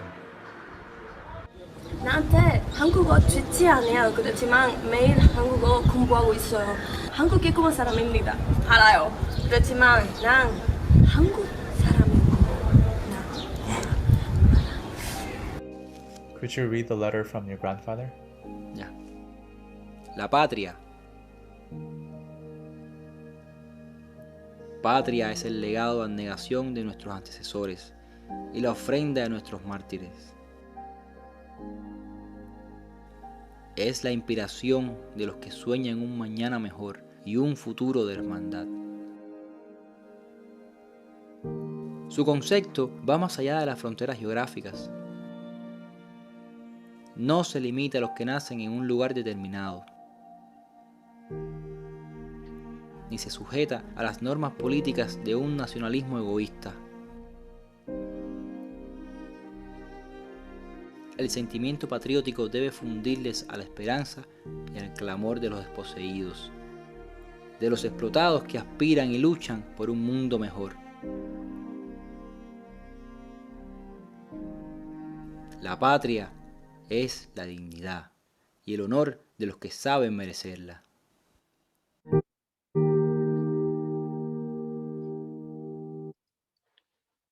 So I do have a couple more things I do want to share. The Jewish rabbi who gave the definition of diaspora, he said the origin, the essence of diaspora is pain, but what comes out of that pain is innovation, right? Anatoly and Tatiana's work, I think, is a perfect case and example of how they're initially in their artistic work was by recalling and revisiting the pain of their grandfather, right? But through their innovation, through their contemporary new identity, I think they were able to create something entirely different on its own, that has a life on its own. And I believe that should be the future of diaspora, right? But relating to that, my takeaway from the Korean-Cuban case study is that we need more people like Geronimo, who had a conscious desire to preserve what had been passed down to them, right? And doing that with a sense of innovation, understanding that things are bound to change, things are bound to be redefined and recreated, I think is also something that we can acknowledge. So I believe with sincerity that had it not been for people like Geronimo and others, Korean Cubans won't have the community that they have today, the Korean community. In that regard, I think the organizers of this conference deserves highest recognition for their conscious desire and effort to bring the discourse of Korean identity and diaspora to the fore and creating this type of public setting and forum for us to exchange thoughts and ideas. Me as a creator, I think I take it as my own humble mission to create diasporic narratives around our identity. In a recent film I watched, Nomadland, which just won the Golden Globe, which Tatiana just mentioned, one of the characters says, "What's remembered lives," right? What's remembered lives. In order to be remembered, we have to continue to create and tell stories, right? And a slightly different direction, this is going to be short. My second hypothesis, which is a humble attempt to respond to Professor Valerie Khan's very profound and existential question yesterday, in which Professor Khan asked, what should be the basis that will unify Koreans as a single diaspora, right? And I was thinking about this. My short-sighted and incomplete proposition to this question is nostalgia and imagination for our complete homeland, right? I often mention the Jewish diaspora as an example. They lived without their homeland for 3,000 years, but their common basis for unity was, of course, the Judaism as a religion, but also this idea of homeland, right? Zion. And of course, I'm not defending or justifying Zionism in present day form, where a lot of Arabs are being persecuted and discriminated against in Israel, but I'm using it as an example of a powerful narrative, a mythology that could enable us to imagine a more complete homeland, right? So I think our Korean Zion, if there's such thing, should be a peaceful Korea, right? Perhaps a reunified Korea. And the reason I believe Korean diaspora can play a role is because of this sense of nostalgia, which is perhaps divorced from cold reality on the ground. And the specific details of political and social issues are complicated within Korea. But I think this nostalgia can bring a great sense of imagination that people in the homeland may not have the luxury to enjoy and entertain. So it is a paradox if Korean diasporas can imagine a more peaceful Korea than the people in Korea themselves, right? So I think, in conclusion, I think members of Korea has the ability to entertain this nostalgia that transcends national, political, ethnic, ideological boundaries, because we are already living in spaces that calls for coping with two or more cultures and identities. Right? That's why I want to test this hypothesis. Can Korean diasporas can play a role in creating a more peaceful homeland in this new film that I'm working on, in fact, with Tatiana and Anatoly, which is titled Chosen. And Chosen is a documentary about 5 Korean Americans who ran for US Congress last year. You guys all know about the presidential election where Trump lost. But there are also 5 Korean Americans that ran for US Congress. And my hypothesis is, can these 5 Korean Americans play a role in shaping a more peaceful homeland? And I'm going to play a 1-minute trailer and I'll be done. So bear with me.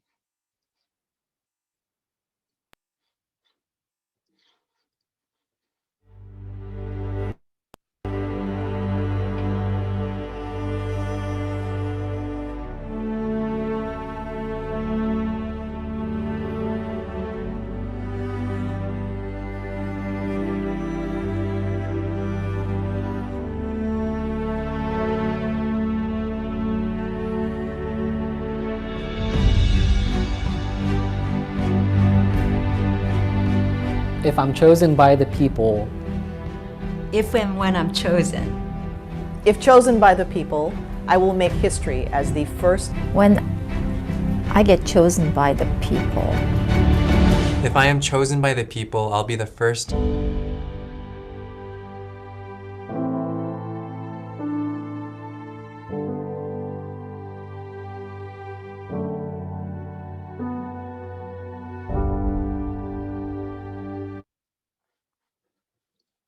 So with that, thank you very much for tuning in and happy to contribute to more discussion. Thank you, Joseph. Thank you so much. It was such a moving and really also very personal story. We are very moved and touched by it. So you are so right that the pain is also one of main emotions which move the elder generations. I think all our grandfathers and grandmothers faced these circumstances and they had to survive it and also to reproduce it and also somehow to live with it. So yeah, I really support your desire to recreate the peaceful homeland and also to tell the story to the broader audience. Thank you. And now we are moving to our next presenter, who is Janna Ballod. Janna Ballod is based in Vienna, Austria, originally from Uzbekistan.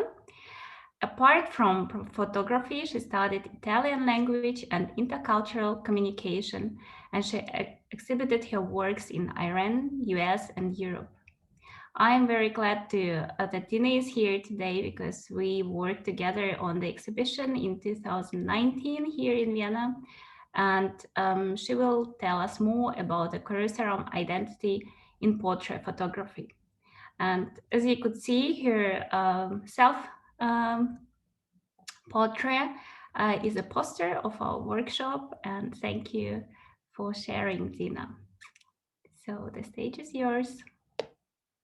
Thank you. Hello, everyone. I'd like to thank you for the opportunity to participate in the workshop today. My name is Janna Ballod. I am the third generation of Koryo Saram in Uzbekistan. I was born and I grew up in Kolkhoz Pravda, which is a beautiful Koryo Saram village in the suburbs of Tashkent. I left Uzbekistan about 18 years ago. For almost half of my life, I've been living abroad. I lived in Iran, in Italy, and currently I live in Austria with my husband and my son, and I work here as a portrait photographer. In my presentation today, I'd like to share my experience of trying to explore personal cultural legacy through self-portraiture. So in particular, I'll be talking about a personal project called Legacy Portrait. The reason I started this project is very personal because I'm in an intercultural marriage. My husband is Italian. And when my son was born, I started questioning myself about what my cultural contribution to this new family could be. So I felt the need to reflect once again on my roots and my personal cultural background. So the goal of this project was to create some visual imagery that could reflect my perceptions of cultural identity as a Koryo Saram. And the results you can see here. The title is I Am Koryo Saram, Korean Mind, Russian Soul, and Central Asian Spirit. And the presentation plan is as follows. I'll share my thoughts on identity and its components. I'll talk about the creative process, the stylistic choices and image analysis. And then I'll share an overview of recent projects related to cultural identity. And finally, I'll summarize the results and outline conclusions. So the first step of the project was to take an introspective look and reflect on my cultural self-identification.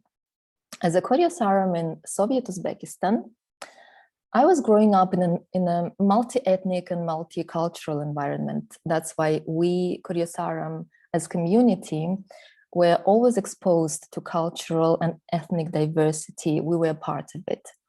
And that's why when I think about Koryo Saram identity, a very complex picture comes to my mind.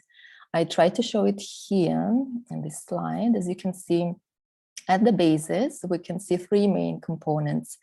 Korean look, which is linked to the ethnic identity, Russian language, which is linked to linguistic identity, and then civil legal identity, which is linked to the Central Asian land, in particular to Uzbekistan. And then we have all these other aspects, elements, notions, characteristics of Koryo Saram identity that are randomly mentioned here. It looks a bit chaotic, but that's how I actually perceive it, because it's not static, it's dynamic, it's multifaceted, multi-layered. Some elements are flexible. These aspects are interconnected and they are complementary, and together they work in a harmonious way. I personally find this complexity very fascinating and enriching. So the creative challenge for me was to transform these abstract conceptions into tangible objects to photograph and render them visible in portraits. And now I'd like to say a few words about the creative process, about how the images were made, and I'll point out some narrative elements. So a couple of words about the choice of the outfits for the project. The chosen time period is around the late 19th century. This choice is intentional because, as we know, that's when the history of the Koryo Saram begins, with the first Korean communities in the far east of Russia. The purpose here was not to recreate historically accurate costumes, but it was more about creating a stylized outfit, something that in a collective imaginary could be associated with traditional dresses of that time. For example, the Russian dress is probably the closest to an original costume, since it's an exact replica of a northern Russian dress. It was handmade by a Russian designer, Alla Denisova. The Central Asian costume has some original pieces like fabrics and nomadic jewelry. They come from my personal collection. I bought them in the antiques bazaars of Samarkand and Bukhara. And the Korean costume here is probably the most improvised. You could recognize the traditional men's hat, which I ordered online from South Korea, and a paper fan, which was a present from a friend. So apart from the styling, we can notice some other narrative elements as well. For example, the use of props and body language. In the Russian portrait, for example, the eyes are closed and the attention is drawn to the flower that covers the mouth. It could be a hint to focus on the linguistic component of the Koryo Saram identity, meaning I don't look Russian, but I speak Russian. In the Korean portrait, the posture is leaning forwards, bowing, which can be interpreted as a hint to the importance of respect towards seniors in Korean culture, and also to the degrees of politeness in Korean language. And in the Central Asian portrait, you might notice this is the only image where the eyes are open and actually facing the viewer. I guess it can relate to the importance of the legal national identity, the Uzbek citizenship, because as a Koryo Saram, I hold an Uzbek passport, and officially for the rest of the world, we are Uzbek nationals. Interestingly enough, all of these poses and body language choices were purely intuitive. I realized their meaning post factum when I saw the final image. And I must say, the more I analyze them, the more connections I can make to different aspects of identity. I'd also like to say that after being an expat for almost 20 years, my perceptions regarding Koryo Saram identity might be different from other fellow Koryo Saram of my generation who still live in Uzbekistan or who moved to South Korea. My perspective might sound a bit nostalgic, idealized, and detached from modern realities. In fact, the stylistic choice of this portrait is not realistic. It recalls more the fantasy world of fairy tales and mythology.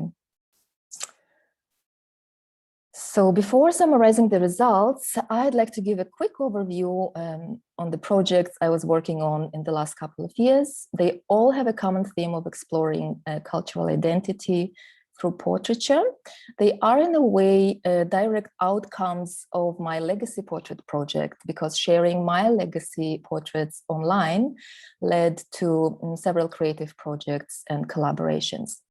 So here you can see some examples of these collaborations. This project was the result of a collaboration with the Russian designer Alla Denisova. This is another project dedicated to tributes to famous women in history, which resulted in an art show in New York, curated by Nadine Brachetti. And this is a collaboration with the ICDO, the International Cultural Diversity Organization. We worked on a book project called Costumes of the World. These are some more costumes from the book. And a very important milestone for me was participating in the exhibition, The Individual Collective Memory of Koryo Saram, organized by Svetlana Kim here in Vienna.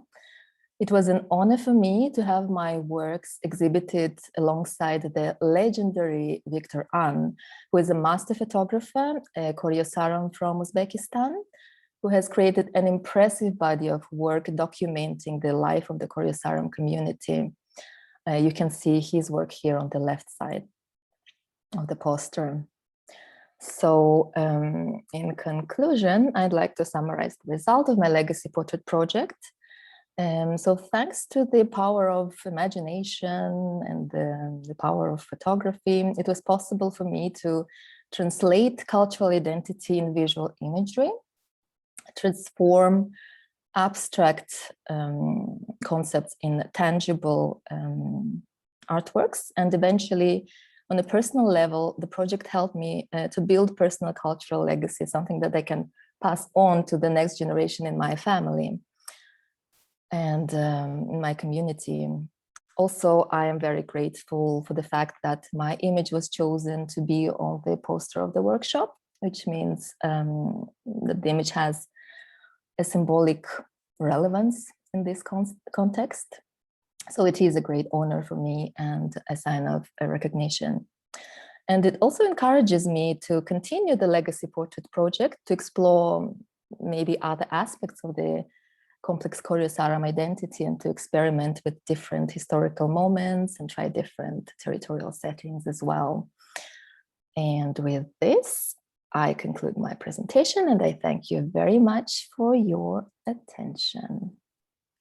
Thank you so much, Dina, for showing us your amazing work and also your personal history. I think it's very important, the symbol of wearing costumes or how we want to show ourselves to the public. Also what Joseph June recently captured in American Parliament, that a woman who is Korean showed up wearing a hanbok, right? Which was very beautiful and also unusual.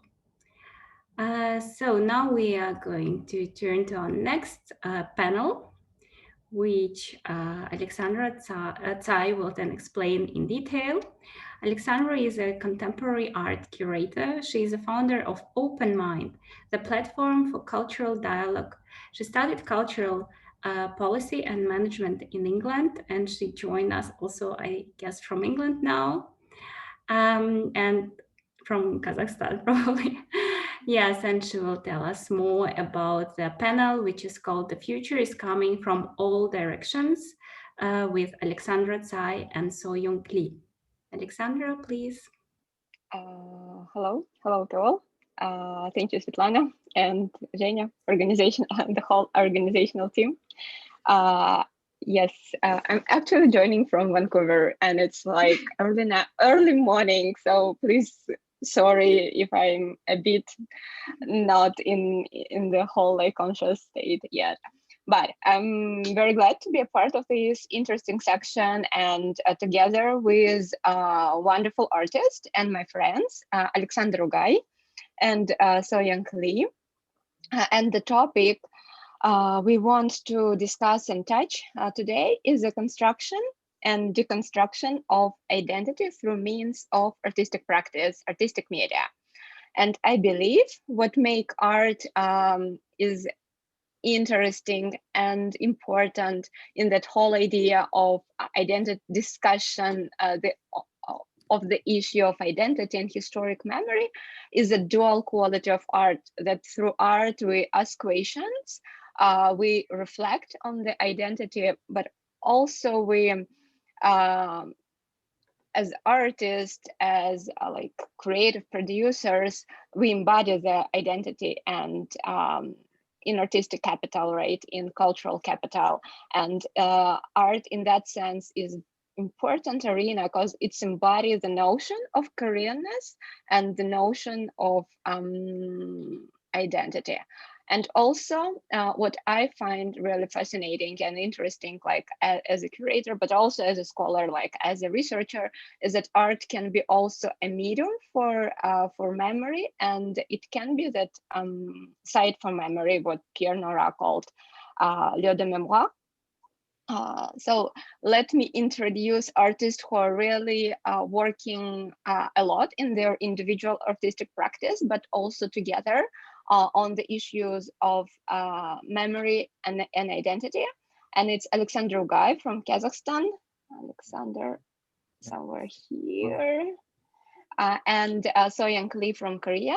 So Alexander is working with photography and video installations as his main artistic medium, revealing the issues of personal and collective memory and exploring the connection and tension between history, contemporaneity, and the future. And Seokyeong's work takes shape around issues of immigration, settlement, and residence, and how these concerns, issues play out in the daily dilemmas of people experience. Seokyeong and Alexander collaborated in a project which entitled our presentation, Futures Coming from All Direction. The project was devoted to Koryo Saram in Kazakhstan, and I think Seokyeong and Alexander now will tell you more about it. Okay, thank you. Thank you for introduction. Maybe Seokyeong, you can start first. Okay. Well, thank you, Alexander, for introducing us and the project. And thanks to the Koryo Saram Research Network for inviting us to this great workshop. It's been very educational for the last 2 days, including today. I will briefly explain our project, The Future is Coming from All Directions, and my colleague and a collaborator of the project, Alexander Ugay, will begin explaining his artwork first, and then I will continue with mine afterwards. Oh, sorry. Oh, sorry. Let me just, sorry.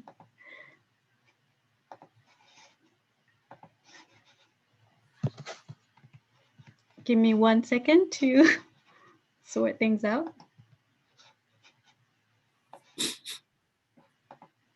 Okay.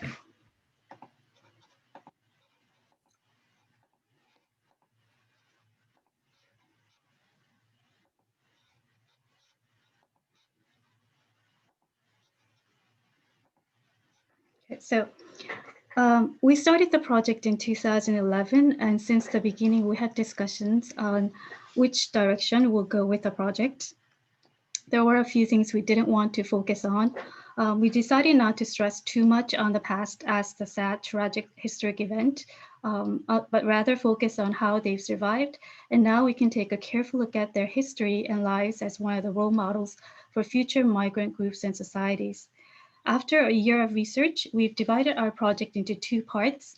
We decided to put together a catalog, which was a collection of our collaborated research and discussions throughout the project. So our mutual interests are summarized in this book. Then there was an exhibition which was held in 2013 in Seoul, South Korea, where we presented our individual art projects. I will shortly introduce the catalog first. The catalog consisted of 3 sections. The first section started with the artist statements and introduced our art projects briefly, which we'll go into more detail later. The second section was a collection of interviews of Koryo Saram from the second to the third generation. We reached out to as many Koryo Saram as we can, mainly in Kazakhstan and some in Uzbekistan from the first to the third generation, and also met some young teenage students.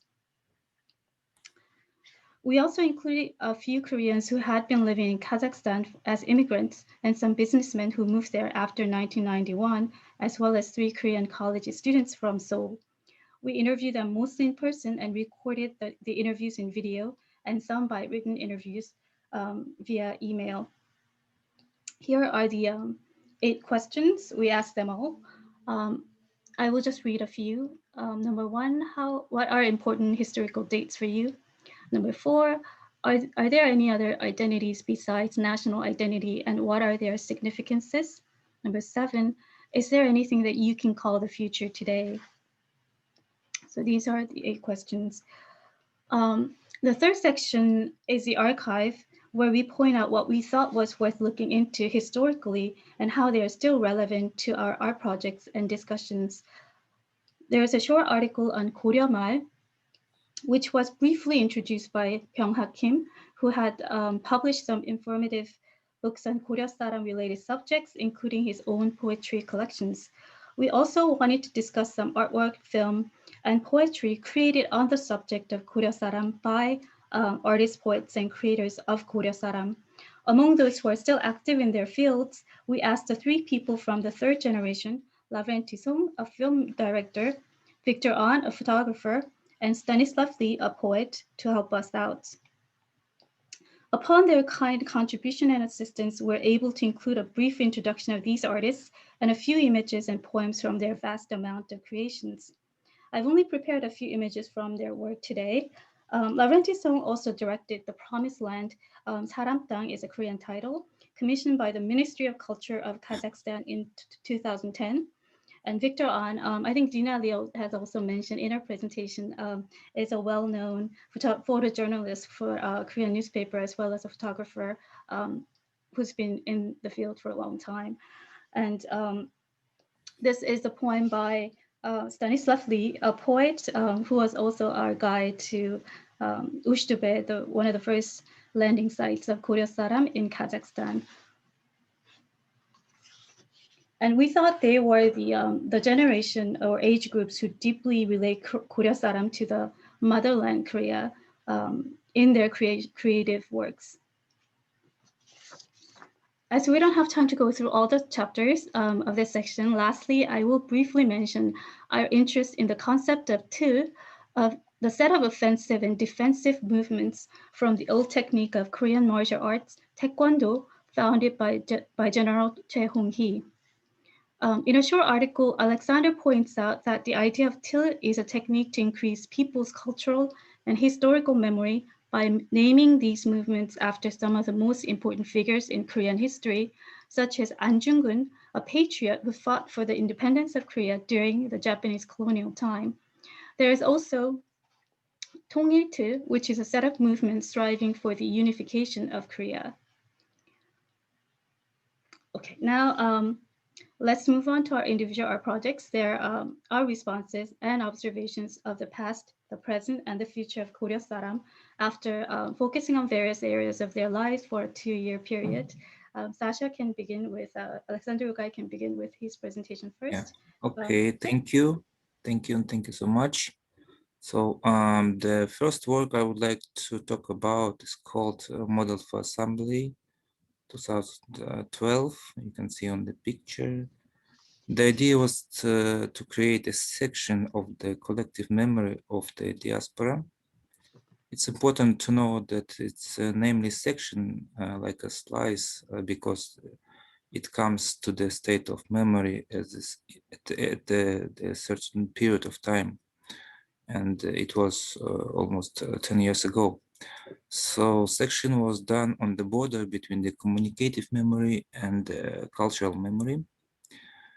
In the area that the cultural theorist Jan Assmann called the floating gap. or we can call it memory of generation. Floating gap appear as the memory and denoted as the communicative memory as opposed to the cultural memory. So according to Assmann, communicative memory consists of memories of the 3 generations or about 80 years and refer to the recent past. There are recollections that people share with their contemporaries, but which disappear when the last bearers of the memory or eyewitnesses have died. And it's important, maybe you remember that 2012 was the 75th anniversary of the deportation of Koreans to the Central Asia and Kazakhstan. And so you can see the installation view of the whole work, and this is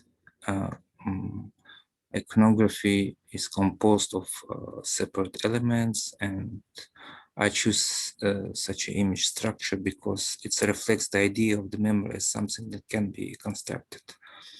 Indeed, a significant part of our personal memories as well as collective historical memories are constructed, which does not mean that it's they are not a reality. Quite contrary, imaginary things are much more real than reality, than reality by itself. But it's kind of another story. So almost every drawing is a detail that is associated with an event or event that refer to the certain things. Yeah. For example, a hoe or ketman in Russian ketman, like for many, especially from older generation, is very symbolic item, and it becomes the part of detail and opposite. So, and also there is the guidebook. Here you can see all reference and meanings. And of course, it's difficult to cover everything and collect it into a single picture. So I limited myself to 64 pieces, and it's referred to the 64 hexagram of etching book or like book of changes, yeah, that we can use for fortune telling and so on. And there are 2 points that are important: the location and size of the elements. Arrangement from the left to right reflects the chronological horizon from distant past to the abstract future. And the size of the images reflects the current significance of the event or situation. The more the image, the larger part plays the event in the memory of the community. So, for example, we easily can see 2 of the most important events: the deportation of 1937, and the second is the greatest success in the socialist labor in the Soviet Union. And moreover, the second one is of greater importance and seems that it's the core of the identity. This is the kind of, notable things. In the process of the work, I largely relied on the survey that we did together with Seokyeong. Let's say that 30%, or in other words, the central part of the iconography based on the results of the survey. The rest is regards to the distant past or the future, belongs to my speculations and ideas, but I'm part of the community, and I believe that my imagination can be a part of the collective and vice versa. At this point, I would like to move on the second work, which is also related to collective memory, imagination, and machines. So about 2 years ago, I came to Korea as a labor migrant. And during this time, I managed to work at factories, construction sites, as a loader at the post office, and so on. And I still work at the moment on the abalone farm. As a result, there was a video called more than 100,000 times. And as you understand, it's based on the real events and on the experience that I have gained. I'm having a little difficulty playing the video. Just give me 1 second. Okay. We'll share the video file. Just.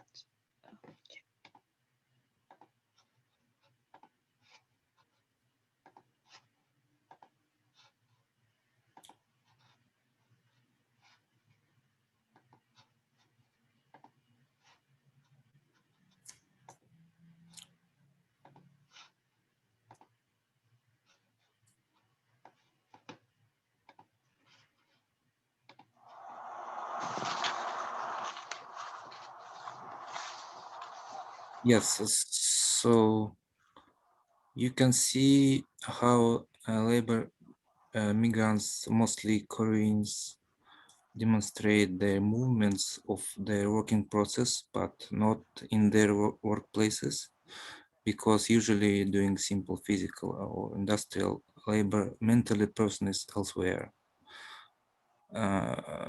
So monotony and infinity of the activity are immersed in a human mind in the meditative state, where the alienated time turned to inner time, and wandering memory fills existential voids. The principle of the repetition in unalienated form brings out the difference, and in the case of craftsmanship or time regained in alienated form, automatism, boredom, and anxiety arises. In any cases, it leaves a deep trace in the memory, becomes a trigger or surface to which the reminiscence is attached.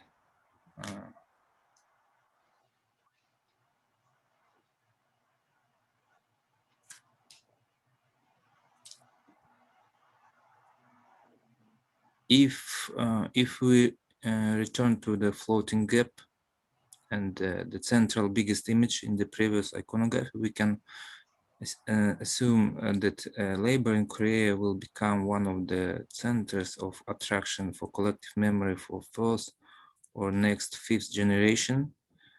As at one time, labor in Soviet Union became such a core for the first and second generation. In ideological terms, of course, there are big differences between the socialistic and capitalistic approaches, but the labor by itself, it's a phenomenon as its own, and that phenomenon has its own power regardless of ideology. Moreover, it can become a constellation between once and now, or as Walter Benjamin said, like a dialectical image that will help us to feel the time and the course of history.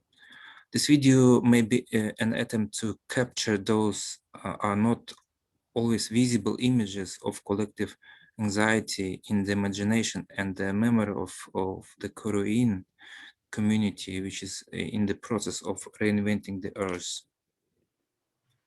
In conclusion, I would like to say that memory's identity and historical memory are in many ways artificial, and ideology, traumas, events can change, capture, or destroy them. But this is also an opportunity or like a loophole for emancipation and salvation. And I really hope that art and artistic practice and art practice will always contain such possibilities. Thank you very much. And I will continue on with my art projects for this project. I'm also going to present and talk about two art pieces created for the exhibition and for the project. I will start with the video piece, Take Your Place. I think we can connect this to Sasha's recent video done in 2020, as we are both taking interest in the younger generation of Korean diasporas. I had an interview / performance done at Koryo Theater in Almaty, Kazakhstan, which I believe is the oldest theater in Central Asia to still have performances in Korean language. The performance interview was done with a younger generation, mostly in their 20s. This ended up as a 3-channel video piece that was projected on 3 screens vertically. The video excerpt I'm going to show today is a modified version that I put together for viewing purposes.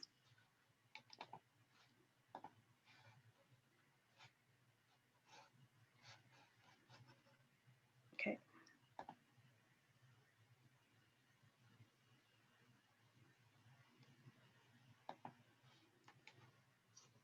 So in the beginning, everyone was asked to choose their own seats at the theater. And so the upper screen projects the long shot of the audience seats where they located themselves. The second screen focuses on their talks. And the third screen at the bottom is a collage of images of the river in town, the historical train station, and the second generation grandmas having a celebration party at a cafe in Uchtube, where they first landed and farmed all their lives.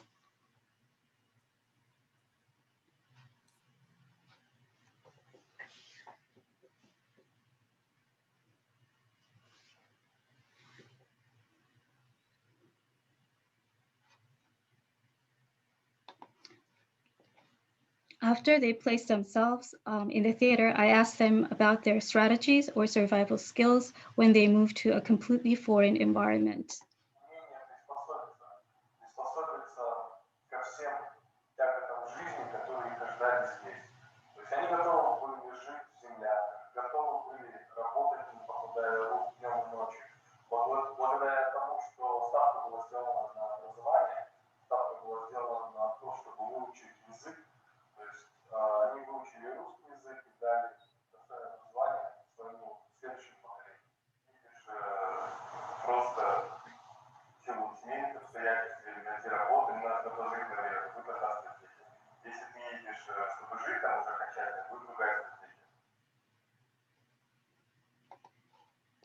Then they are given a second chance to find a new seat to change or to remain in the same place. I asked their reasons for making such choices and proceeded with a question on how they foresee their future after they become independent. If they think they are already independent, then I asked them how they foresee themselves in 5 years. This is a very short excerpt.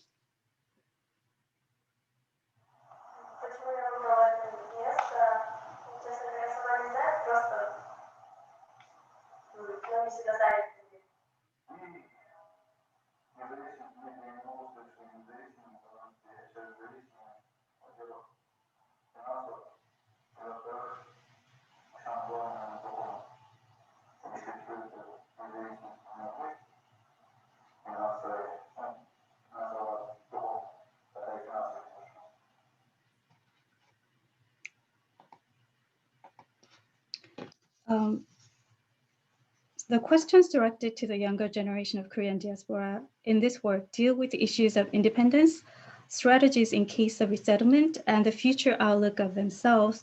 These are all connected to the experiences with their grandparents. The first and the second generation have gone through. Please, I will go back to the PPT.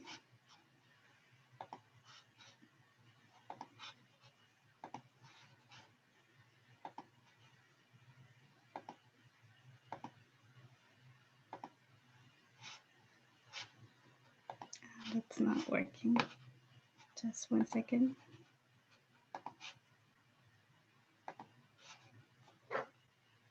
So these are the ladies who are dancing at a party. They are called Morning Sunset Singing Group.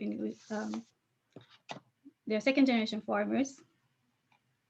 And this is a train station where they first landed. The second artwork that I would like to talk about is After You, the ceramic series, which also started in Ushtobe, Kazakhstan. We had a short trip there on my first visit to Kazakhstan. This is one of the first landing sites of Korean diaspora back in 1937. This is Stanislav Lee, by the way, and Sasha is there with us. The road where we stopped is where the first Korean village was located. And more than anything, I was moved by the two grave sites left on the field. This is one. The names of the deceased was handwritten and engraved in Korean on one of the steel panels. So here it was the Korean characters sort of punched in and engraved. It says, I don't know if you can see clearly, but it says Kim Chak-nak, the name, and the date of birth and the date of death.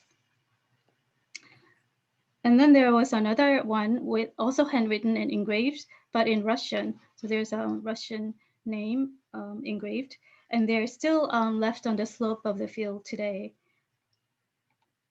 We also went on to visit the cemetery of Koryo Saram in the field, and I was more surprised there in many ways. The changes and transformation in shapes of gravestones and the shift of languages from Korean to Russian were amazingly noticeable. So you can see the Korean name written in Korean characters, and then you can see some of the changes from the Soviet time to the pretty recent gravestone.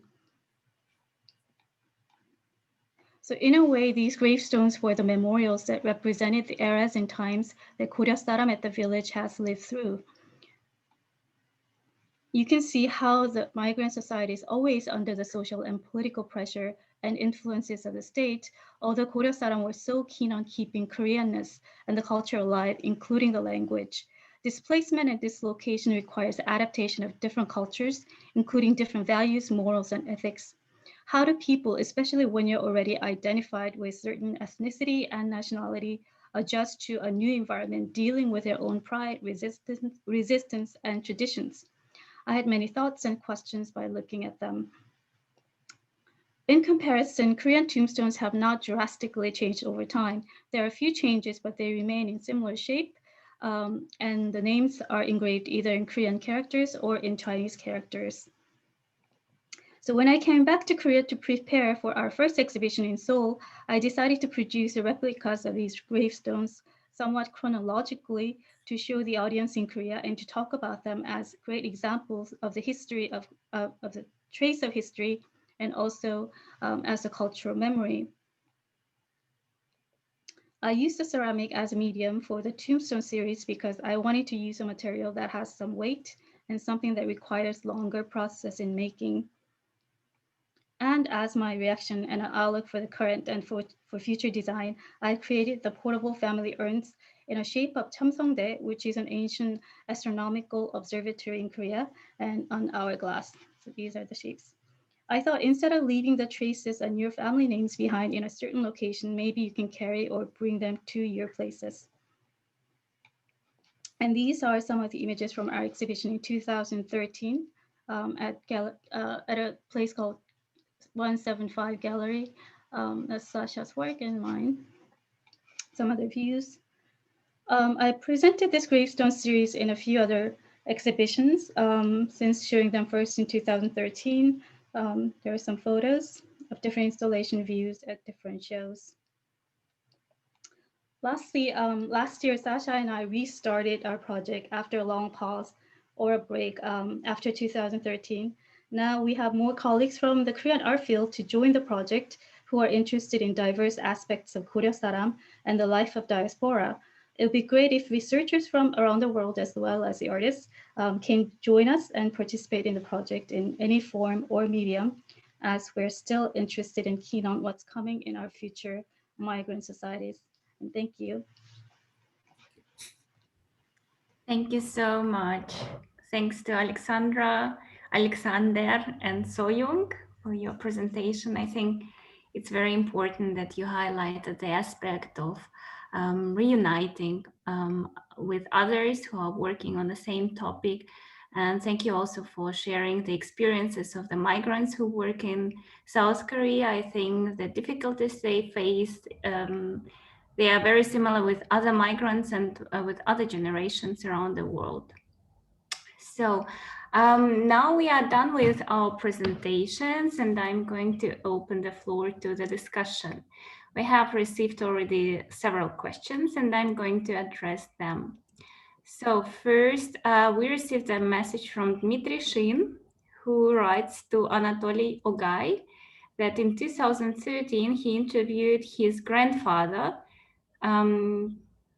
for a book about Koreans who participated in a war. So maybe Anatoly, you would like to connect with Dmitry, or maybe you know each other already. So there is a question from Victoria. She also writes that her identities have been denied by others so many times, and there is also so much research going on different cultures as Jewish one. And yes, would you maybe tell us more about your personal experiences on this?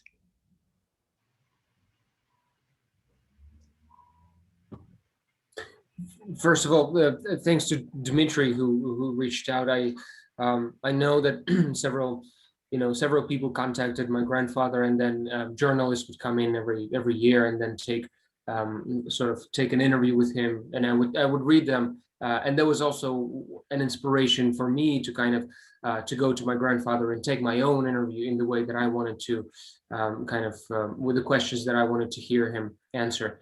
I'm sorry, can you repeat the second question, please, from Victoria?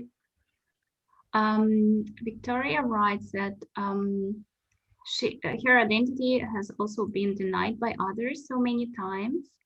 And the reason is she is born of Jewish mother and Korean father, and she decided to leave for the research of Korean culture. And she writes that Jewish culture has been researched and probably Korean not yet. Right. That's I can definitely relate to that. I am mixed myself. I'm half Korean, half Russian, and that it just happened to be that all my mother's relatives, they were either in Uzbekistan, Russia, or Ukraine, and then right now, my maternal grandmother and my aunt are also here. But I grew up. I was raised in a Korean culture, and that's that happened to be kind of my identity. Not just because it's written in my passport because of my father, but because I was literally surrounded by it. But I think it's important to kind of keep both, keep the balance between both and respect both, and really, not take advantage, but kind of explore both sides, because it's that's who we are, mixed people. In the acting world, it becomes a little bit less. I know it's very niche, but it becomes a little bit more complicated, because when people see you, they don't really know where to place you. Are you Asian? Are you European? Or what are you? And that's why Tatiana and I are also working on the front of bringing more mixed people on screen, and whenever it's possible, because that's becoming the reality of media, I think, in the present time. Yeah, and Dina's works, the portraits resonated so much. I think just the layers of us being from Kazakhstan and living somewhere else and not exactly being 100% Korean. And also our daughter was born in America. So she's what, Korean American? Koryo-san, who is she? So I think truly embrace all of it. We are all of this. And it's amazing, and it's great that we can embody all those experiences and facets. So yeah. Thank you. Maybe I can share Dina's story, which I liked so much. So Dina's husband is Italian, and she's Korean speaking Russian, and the son then said, well, my father is Italian, my mother is Russian, and I'm American, because he speaks English. Right. Now he knows better.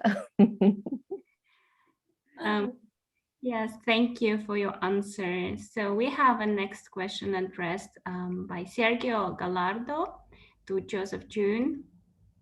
And he writes that he watched the Geronimo documentary and he loved it. Your work is awesome and thank you for sharing. For the discussion, did you find any closeness or relationship of Korean descendants in Cuba with North Korea in any way? Hi, Sergio. Thank you for your question. As I said, South Korea, there are only two countries that South Korea doesn't have diplomatic relations with around the world, one being Syria, the other being Cuba. It is largely believed that when Fidel Castro went to North Korea in 1986, he promised to Kim Il-sung that so long as I'm alive, I'm not going to form a diplomatic relations with South Korea. People believe that that statement is still being kept. That promise is still being kept. Did I find any closeness between Korean Cubans and North Koreans? I don't think so, because one of the reasons that Korean descendants in Cuba cannot form a Korean association in Havana is because, and this is not an official statement, but a lot of people believe this to be the case, is because North Korean embassy, North Korean government doesn't want a Korean association in Cuba because they fear that a lot of Korean Cubans would identify themselves more with South Korean culture, more with South Korean finance and their identity, as opposed to North Korean identity. A lot of Korean descendants in Cuba are very disappointed that during when there's a North Korean famine, Cuba also went through, when the Soviet Union fell, they went through a lot of financial hardship, but North Korean embassy didn't come to their rescue. Who came to their rescue was South Korean tourists and Korean American, Korean Canadian missionaries. So I think that recent memory of being helped still plays a huge psychological impact to this day. When I asked them about what do you think about North Korean government, a lot of people had a very sarcastic and satirical response. Just the way Americans here would think of North Korea. It wasn't much different, and they wanted to perhaps distance themselves, at least from my experiences, especially from the younger generations, because BTS is so much more cool than Kim Jong-un, right? And so, no, I think as the generation gets younger, the proximity between North Korean and Korean Cubans are quite stark. Yeah. Thank you for answering, Joseph. There is another question I addressed to Dina Lee, and I think also to the last panel by Yong Cho. Are there books or online resources that you could recommend for anyone who wants to access or learn about the history of photographs and other artworks by Koryo Saram artists in Central Asia throughout the 20th century?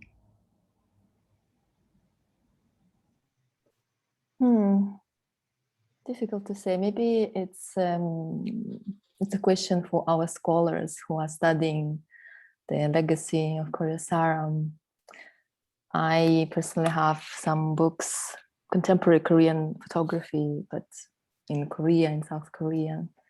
So apart from the famous Victor An and some modern day photographers, I could hardly mention any other names. So our scholars, please.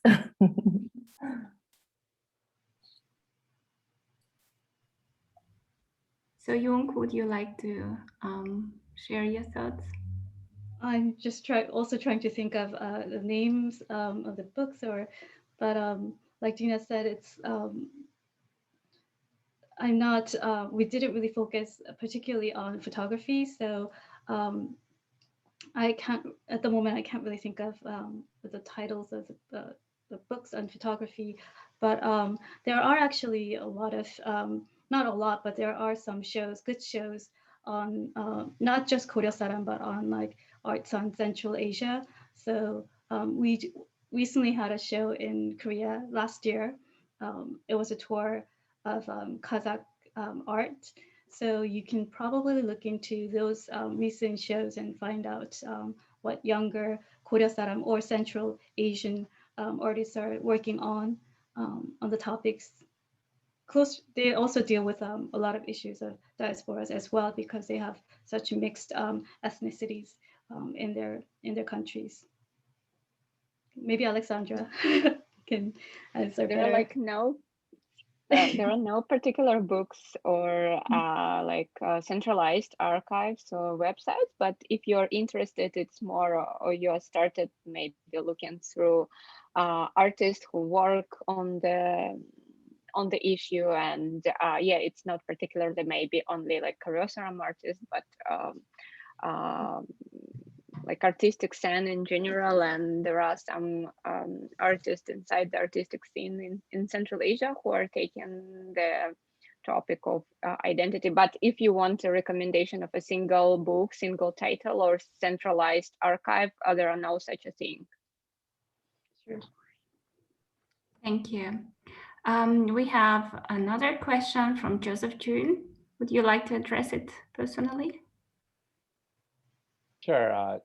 Just personal question to Alexander Ugai, who had an experience of migrating back to the ancestral homeland. I do wonder whether, perhaps as just a member of Koryo or as an artist, connecting back to the roots of your ancestral homeland, which is foreign to you, has that changed your understanding and formation of identity as you understood your homeland to be before and now after living there for a while?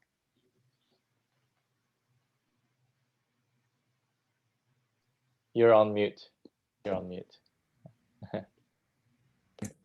Thank you for your question. And in my case, it's kind of a special context, because mostly I spend the time at the factories, like doing the job this time, and it's opened me like kind of another side of the Korea, and expand my experience.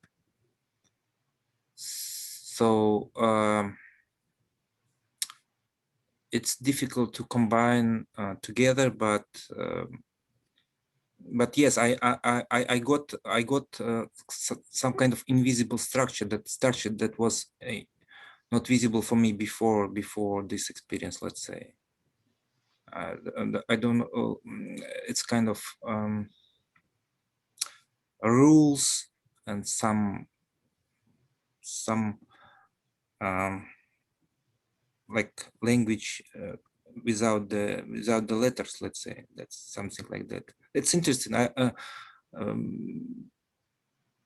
It maybe based on this rhythm and shareholder of the how it works. I mean this global like big industry production that's important for the country, for the South Korea. So, and in this case, in this time, I mean, yeah. Maybe it's not clear. Yeah, sorry. You can also try to answer in Russian. We can translate, or we can also translate it first in Russian so that you can answer it more in full. Maybe I can contextualize my question, because me as someone who's, I guess, studying diaspora and who's someone just contemplating on what should be a positive future for all of us, both people in the homeland and people outside of Korea. and those outside of Korea who go back to their homeland at some point in their lives. I do understand I'm gonna use to say, social status of a lot of Korean diasporic members returning to Korea as laborers primarily. This applies to both Koryoin, maybe some North Korean defectors, and a lot of Korean ethnic Chinese people, 조선족. Yeah, you're right. Yeah. And the type of prejudice that they generally face, even though they're ethnically Korean within Korea, right? So I just wanted to know how your experience has been in that context. Может быть, я немножко уточню? Ну да, если... Да, может быть, чтобы... Вопрос Джозефа заключается в том, что каков ваш опыт, скажем так, миграции обратно в Южную Корею?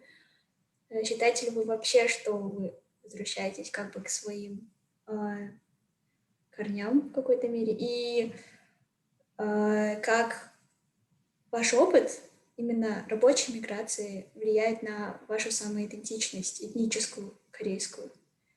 I will also just maybe very shortly address to Joseph that I find generally the term return migration a bit problematic. Also, in the course of our workshop, actually, we kind of could see that it's really difficult to say whether it's a return migration or not, because the imagined homeland is imagined, so it's almost impossible to come back to it. And also politically, it actually doesn't exist anymore the way it was imagined before. Yeah, but just trying to connect two worlds in a way so that there is a bit of a dialogue. But yeah, извините, что я немножко вторглась в это пространство. Ну, по поводу как бы возвращения, тут интересный как бы такой момент, то есть как бы да, вот с одной стороны, будучи в Казахстане или там по паспорту, тебя как бы идентифицируют, не ты себя даже идентифицируешь, а тебя идентифицируют как корейца, да. Здесь уже как бы здесь наоборот, как бы даже вот ну как бы люди, которые как бы соратники твои, они как бы тебя не всегда идентифицируют как корейцы здесь. Да, ну там, допустим, вот кто вот мои коллеги из Казахстана, из Кыргызстана, они как бы вот как бы мы в Бишкеке как бы идентифицируют меня как корейца, а здесь нет. Это интересно. И вот как бы даже представить, если бы вот мы как бы в какой момент это происходит, да, то есть мы как бы сели вместе в Бишкеке в самолет, как бы, перелетели, и через 40 минут, да, я как бы перестал быть корейцем, пошел границу, да, и как бы стал как бы иным человеком, каким-то идентификацией. Но как бы на самом деле есть узнавание, и вот это, по крайней мере, через трудовую миграцию это происходит через какие-то такие вот структуры, которые просто тебя формируют, да, это как бы элементарная дисциплина, но через эту дисциплину, через это повторение ты как бы приобретаешь вот какие-то вот черты, да, и вот через них уже как бы это такая другая sensibility такая, и вот через них ты уже как бы впитываешь, допустим, какие-то языковые нюансы и поведенческие. И вот это интересно, потому что, ну, как бы раньше я много раз приезжал в Корею, этого не было. А тут как бы вот через тело, да, это все проходит. Это интересно. Вот то, что я могу, вот это, как я говорил, это невидимая структура, но она очень такая жесткая. Но это неплохо, не хорошо, это вот как я себя чувствую. Amazing answer. Thank you. I'll try to translate it more conceptually. So Alexander said that it's difficult to pinpoint the particular point of differentiation of identity, because he said, for example, when he was going from Bishkek to South Korea, when he was still in Bishkek, he was identified as Korean. As soon as he arrived in South Korea, he stopped being Korean. So even in terms of time and space, it is impossible to recognize this point of, being othered, because nothing has changed within you. And therefore, it's from the outside that you are being judged as being Korean or non-Korean, basically differently in Kyrgyzstan and in South Korea. And then another point was that after you arrive to South Korea and you go, as you said, there are very many people from post-Soviet countries going, like ethnic Koreans, going to South Korea as labor migrants, and they are all classified as one class working on factories, for example. And the thing there that Alexander has noticed was, and it's very curious because it's still a continuous part of his current experience, was that when you are doing some monotonous work, you're under a very strict set of rules and discipline that you need to fulfill, not as a Korean or non-Korean, whatever ethnic identity you have, but as a labor migrant, as a worker in the factory. And at the same time, it is also cultural, because you kind of take the elements of how you work physically, and it is embodied by the labor culture in South Korea. And at the same time, how you speak, also the linguistic elements, because you need to communicate, you use Korean language as well, but also specific for a certain experience. And this is what is the current, what are the current observations that Alexander is having. And he says they're very interesting. Yeah, for him right now. I hope I translated it more or less correctly. But if you have, если... Thank you. Если вы хотите что-то добавить, мы очень рады вас услышать. Ну, как бы только вот если какие-то уточнения, я немножко так проваливаюсь, извините, пожалуйста. Без проблем. Sorry. Спасибо. Thank you for this interesting discussion.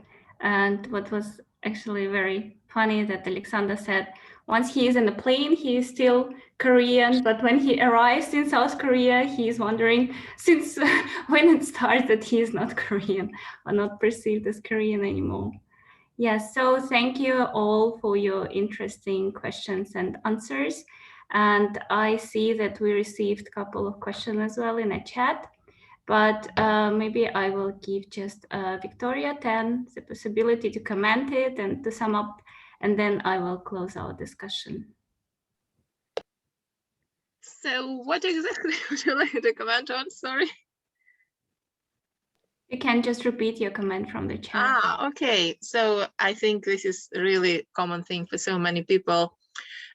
First of all, I wanted to thank everyone. It's great to be with you and to share all this information, knowledge. And I personally feel so happy to see so many people like me. So people like Evgenia, Anna, Svetlana, Kim, who has the first name, their first name as Russian name, their second name as Korean name. It gives me a sense of belonging, that I'm with people who are so similar to me. So it makes me feel very happy. And about this comment, I was born in St. Petersburg, and my mother is Jewish and father was Korean. So when I came to South Korea, I was very young, 24 years old, and I lived there about 10 years. And it did reshape my Korean identity, because very many things which we considered things that father liked doing suddenly became things which Koreans do.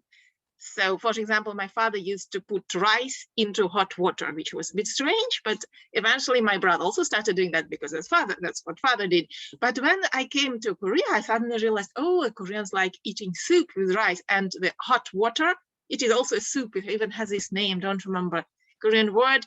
some kind of pang made with only pure boiled hot water, and if there is no other soup, that's your soup. And sometimes you put rice in the soup, although actually according to the manner and etiquette, you're not supposed to do that, but many people still do that. And in South Korea, there were so many things that I recognize that they are things from my own family, but we just thought that just things that my father does. But now I see that actually this was basically almost every Korean does. Things like being extremely strict to your elder son and really educate them, the older son, in a very severe way, and to treat your youngest daughter as a beautiful flower and let the youngest daughter do what she wants. She can do whatever career she wants, and she can study what she wants, and everything is fine. And we just thought that these are things that our particular father as an individual wanted to do, but it's not exactly like that. It's the cultural norms in the Korean society. So it has been really a rediscovery for me. And I think many people who have been to a certain degree disconnected from their culture, but then to a certain degree connected back to it, they kind of gave different perspective on things. Yes. Thank you. Thank you, Victoria. It was very interesting. We received also some other questions which we can actually discuss after closing this session. We will have a big discussion round, and please keep your questions for later. Yeah, we really liked this session because it was on visual arts and we could all see and understand what it was about, independent on the language or geographical or political context. And I think our artists have many things in common. They work on very similar topics on diaspora. They are questioning the symbols which are used for representing their identity and how the individual and collective memory can be preserved. And also the thoughts about the reunification and what is remembered in elderly generation and also nowadays is very important to point out. So I want to thank you all, and I would like to end this discussion with citing a sentence from our presenter: "What is remembered, that lives." Thank you all.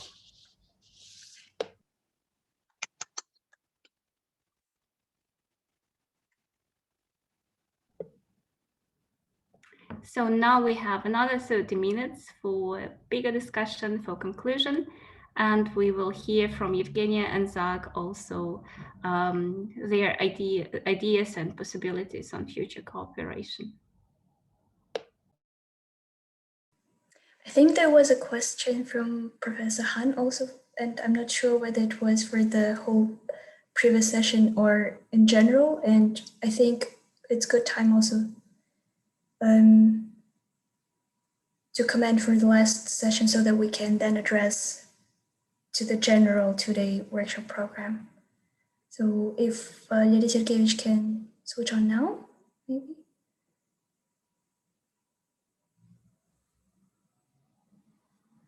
We can't hear you now though. You're still muted. No. Do you make comments to this session, or I mean, final comments? For the session first, because I think it's a bit more logical.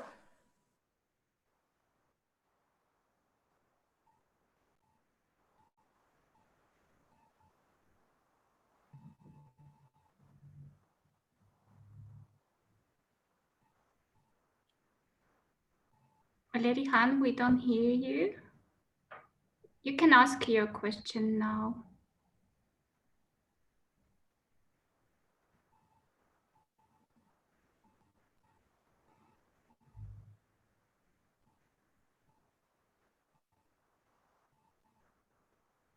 Валерий Сергеевич, задавайте вопрос, мы вас не слышим. So, ask question about the question to this session, or we will talk about general comments, I mean, conclusions and summarizing. You can ask your question you wanted to address previously. No, I have no question to this session. Yes, you can also say something general, right? Yes. Yes. Yeah. Okay. Well, I'd like to say a couple words concerning conceptualization of the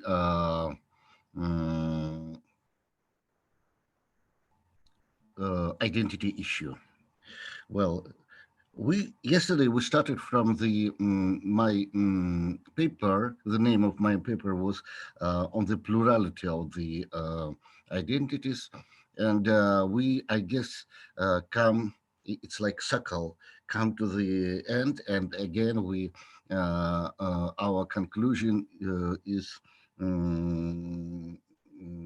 our belief to plurality of post-Soviet Koreans' identities. And I'd like to say to one thing: when we try to search for, we are in searching for our identity, we should remember that identity is not set of markers. It is not set of properties like language or territory or our feelings, something like that. Identity is always a relation of me and they, we and they. Only we try to understand who we are, our identity, only if there are somebody else, they. If no they, there is no question about identity. For example, if you people, only you, the question is of identity is not erased. We talk about identity, the border, and in the sense, this is one point. Second point is that there are two lines which are very important for understanding of our identity: ethnicity and nationality. And when we talk about identity, all time I want to ask question: what kind of identity we talk about? Because if we say about ethnicity, there are several layers of identity: supra-identity, supra-ethnicity, sub-ethnicity, inter-ethnicity. When we talk about the nationality, again, supra-nationality, sub-nationality, internationality. In my book, last book, I analyze meta-ethnicity and meta-nationality. So in my book, I analyze these layers, what is difference between inter-ethnicity and meta-ethnicity or sub-ethnicity. Because we have very complicated layers of the ethnicity. So all time when we talk about something, we should remember what kind of identity we talk about. We talk about meta-ethnicity, or we talk about inter-ethnicity or sub-ethnicity. Same thing about nationality. So finally, I guess that kind of classification, that various levels, and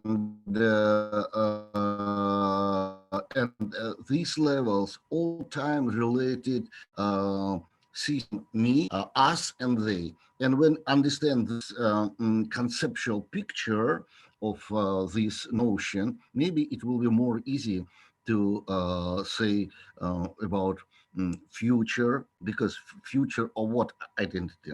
And I will conclude my comments by words which I started. In my age, I don't take care about identity. It's of you. Okay, thank you.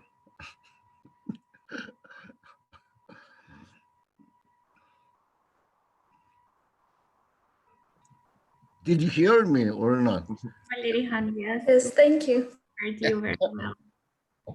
I see that Professor Yoon Yeah, I have a question. One question. First, thank you very much to organize this workshop to Team Korean Research Network. Evgenia, Svetlana Kim, Adamz. It's time to say следующий план. Скажите, пожалуйста. Где?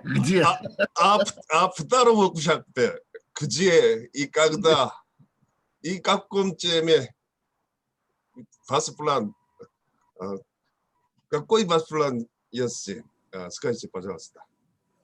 May I translate it in English first? So Professor Yoon, thank you very much for your question. Yeah, Professor Yoon said that he was happy to be here today. And his question is, what is our plan and what are the next steps? When is the next event or something? But this is a really important thing that we would like also discuss in the very end, because as you know, we have collected a lot of papers and presentations, and we wanted to announce the possibilities of publications a little bit later. But in terms of holding events, yesterday during the introductory speech, when Professor An was able to announce our first event, she also said that the IZO that originally supported our initiative at Goethe University would be interested in making it a regular event in terms of like bi-yearly, or if possible, even every year. But we are still discussing the possibilities. But I think that the fact that we had so many great discussion, so many great presentations today is a sign that it was a success, and that it is important for not only for us as a network that is now growing, and we will try our best to actually keep it up, but generally to academia as well, and to other disciplines and to other, academic context, which we all, I think, are very happy to see now. So thank you. And we will keep everyone updated about what the further steps are going to be.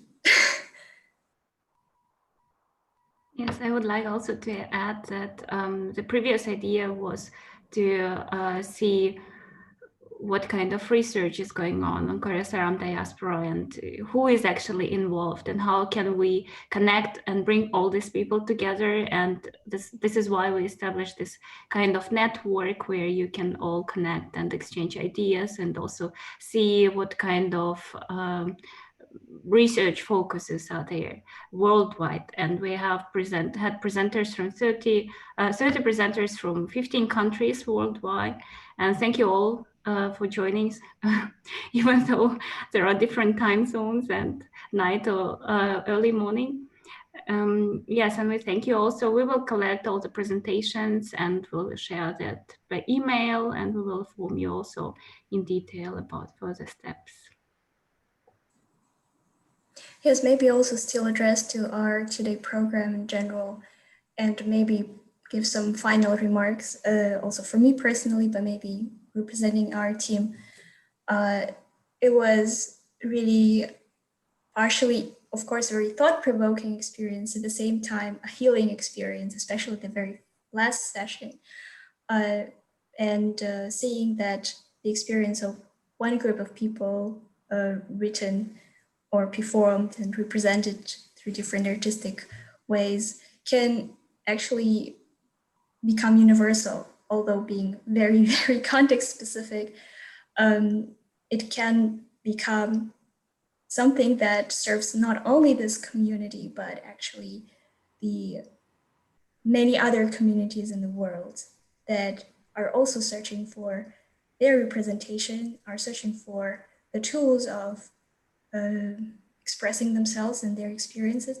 And that is what I find really inspiring and already beautiful in a way that, yeah, we could bring together as artists as well as scholars to tell the story. And I find it really, really important. And about our first day, as well as at the more scholar or academic part, which were the first 3 sessions we had, I personally could say that we still have many challenges in terms of terminology or coming to the common conceptual or theoretical framework, or even building up a certain methodology that would help each one of us with our research projects. But I don't think that it is first unsolvable, and second, that it is the main purpose. Rather, it is, as I said in the on the first day, we're here to ask right questions, to then be able to ask even better questions and answer them in a creative and innovative way that would solve the problems, not of only one specific case, but then serve to many other communities. Exactly, so many thanks for our scholars, for especially for, I'm sorry, I really love our professors, and they have brought so much for our discussion, but I'm so grateful that there were so many younger researchers, the scholars that are just emerging now, or maybe not emerging, but yes, are maybe seeking for the research community or academic community and haven't found it yet, but now have found it, because I am one of them. That's why I'm really happy that this event has enabled us to connect with each other and share the projects, the research projects that we are working on now, and yeah, try to cooperate in the future, yeah, institutionally, but also intellectually. So, because I think the most important thing that we came for today is like knowledge and yeah, good research. At the same time, new conceptual frameworks and theoretical frameworks and methodologies. So I'm sorry for such a long speech, but I'm just really, really inspired now, and I want to talk to each one of you and say thanks to, yeah, everyone who actually joined today. Thank you.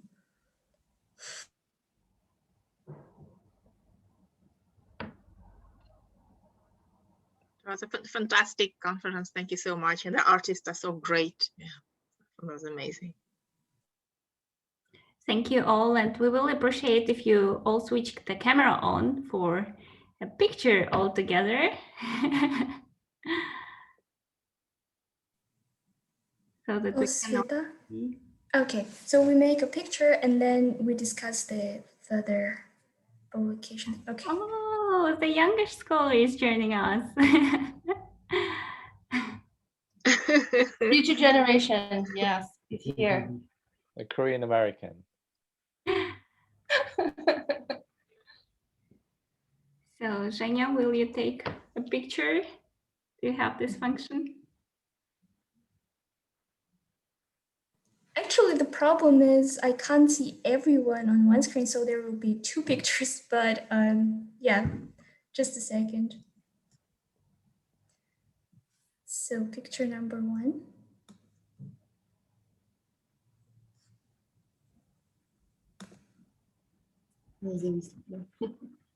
Mm-hmm. And now picture number 2 that I will then put together. Okay. Yay! Thank you. Now it's done. Thanks a lot, and special thanks for our very, very friendly and cooperative, active attendees who pose so many questions, and yeah, we're so supportive. I think yeah, we're really blessed with with the audience today. Maybe Zach also wanted to say some of his remarks, and then we can switch to the discussion of further steps and publication possibilities. The focus of my research has been on Koryo Saram for almost a decade, and I know for many of you it's been longer than that. And to see this come together as both a culmination and an initiation of future research and past research is such, something that started off as kind of like a, hey, let's do a conference, and then really became a project that we invested a lot of time in. And thanks to all the professors and young scholars and artists and performers that made this something more than we could have ever imagined when we first came up with the idea to create the Koryo Saram Research Network. This really is the culmination of so much and the beginning of so much more. And we're excited to move forward with all of this. Thank you all very much.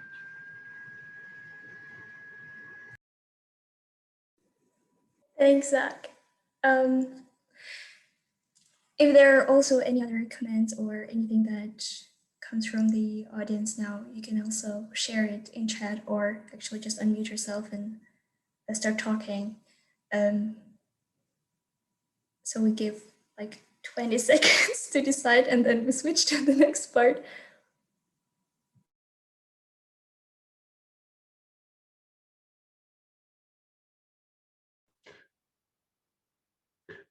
Evgenia, you mean on running session, finishing session? On both of the days. Both of the days. It means now is the final discussion? Exactly. So now is the final discussion in a way. Okay, then let me tell a couple of my suggestions. The first one is about the topic of the last session, art, the documentary films and art photographs. Actually, I have in my collection many documentary films made in Uzbekistan, Kazakhstan, and Russia. And maybe someday we can just screen. There are maybe 2 dozens or maybe 3 dozens of documentary films. Some of them are posted on the channel in YouTube, but I have another one, and it can be then just event of like documentary film festival on Koryo Saram. That is first one. Second one is that, the history of Koryo Saram, or identity or literature of Koryo Saram is quite explored until today. But exactly the photos, images, video or static images, not only the art photos, there is no studies, no single studies, as I know. There are dozens of papers on literature or art theater, but not about photographs. And my question, what I wanted to address to the presenters of the last session is, do you know that there are many collections, published collections of the photographs, old photographs on Koryo Saram? The dominant of them, they are amateur photographs. But if we can just develop these images, and it can be very beautiful one. And Professor Yun, he might be know that Professor Park Hwan from the University of Seoul, he published 2 big photo albums on Koryo Saram. We published it also in Kazakhstan, several of photo albums also, and also in Uzbekistan. So maybe somebody from young scholar would like to explore these photos, yeah, and make a study, even a PhD dissertation. Why not? Why not? Yeah. And according to the next topic of the workshop of your group, which is really successful, I guess the topic would be, which I would recommend, is the language. The language. It means not only Koryo Mar. That is a language used by Koryo Saram. It can be Russian, it can be Uzbek and Kazakh. It means Russians, the language spoken by Koryo Saram. And I can announce in advance that you might know this serial of books, Российские корейцы, yeah? And for this year, it's planned the book Koryo Mar. Yeah, it will be a monograph and several authors from all countries of CIS would deliver or contribute papers. Yeah, and it will be also CD. It's a pity that Rosking is not together with us, because in the early 90s, we recorded a lot of very beautiful stories of old Koryo Saram people in Korean colchoses. Yeah, and I'm so glad that Professor King finished his administrative bureaucratic work at the department, and now he's coming back to Koryo Mar studies, and he can also produce like a CD with Koryo Mar, yeah, oral Koryo Mar.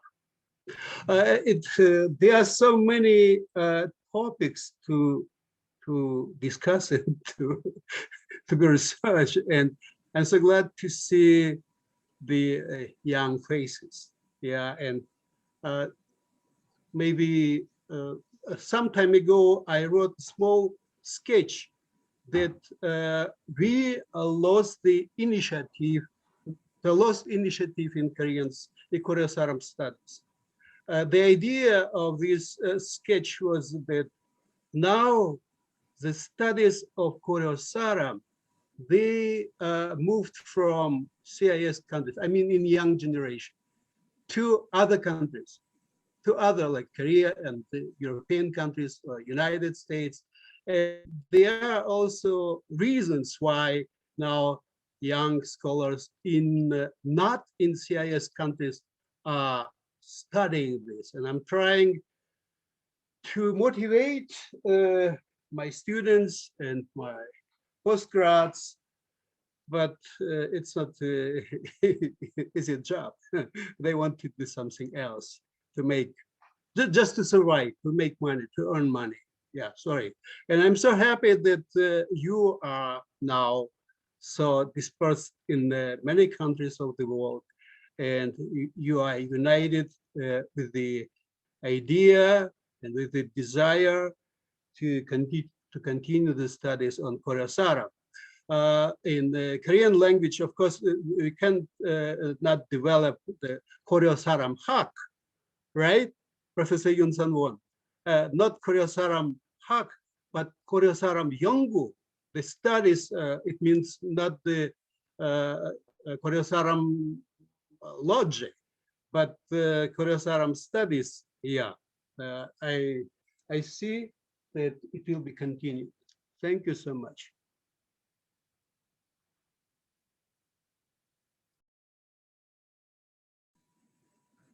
Thank you, Professor Kim.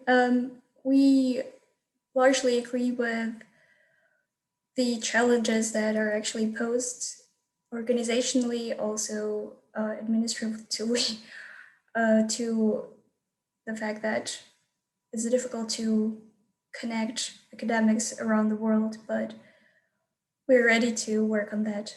And today's workshop, we believe, is actually proving that it is possible despite all the challenges, and maybe also due to the new normality of post-COVID times, where so many events and so many things, cooperative work can be done online.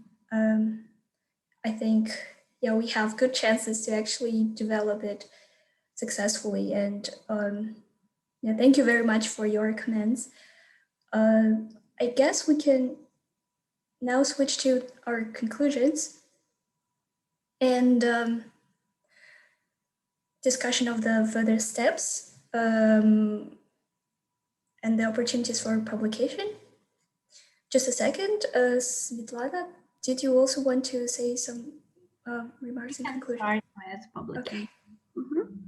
Okay, great.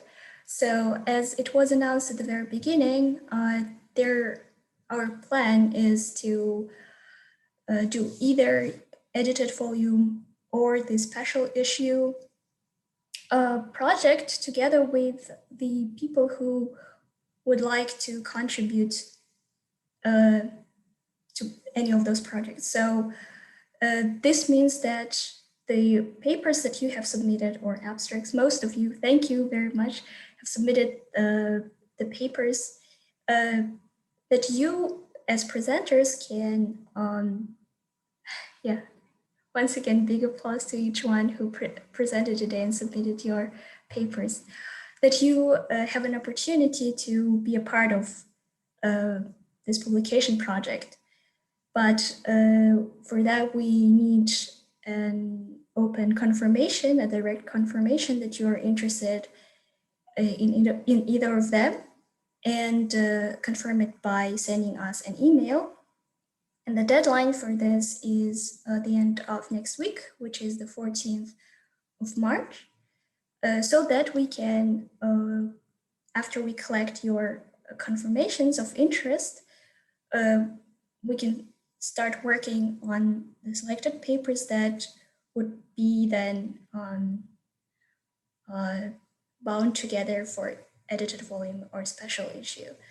And we will then communicate the details about which kind of publication we can come up with, because the requirements for an edited volume and a special issue are different, and it depends on the number of papers that we can receive, and there are many other details that will be included. So we first just want to proceed with the written email confirmation to us, and then we work with those who actually are interested in the publication. I guess, are there any other questions or any comments also regarding the organizational issues? Yeah, one more thing. I hope it is okay that we will upload the YouTube recording, the recording that we had of this workshop on our YouTube channel. We can make it unlisted so that it's not open to public, but I hope it's fine for everyone, especially the presenters, that it will be then published on YouTube. If any of you has any problems with that, just also please write us an email so that we can edit the video and maybe exclude you if you are against it, but like we need to know it before publishing it. And regarding the, I think that was it. Svetlana, Zach, I'm not sure, are there any other things that we need to announce? It looks good, yes. We are just, a bit running of time, but we would like to thank you all for joining us. Let's stay in contact. We have all your emails. We will send you also a separate email with details on the article publications. And yes, we hope to organize the same event next year live somewhere in Frankfurt, South Korea, or New Zealand. Let's see. And we'll see you there. Yes. Thank you so much. Thank you. and hope to see you all live sometime and hug all of you. Thank you Stay all safe. so much. Bye. Yeah, goodbye. Okay, I'll stop.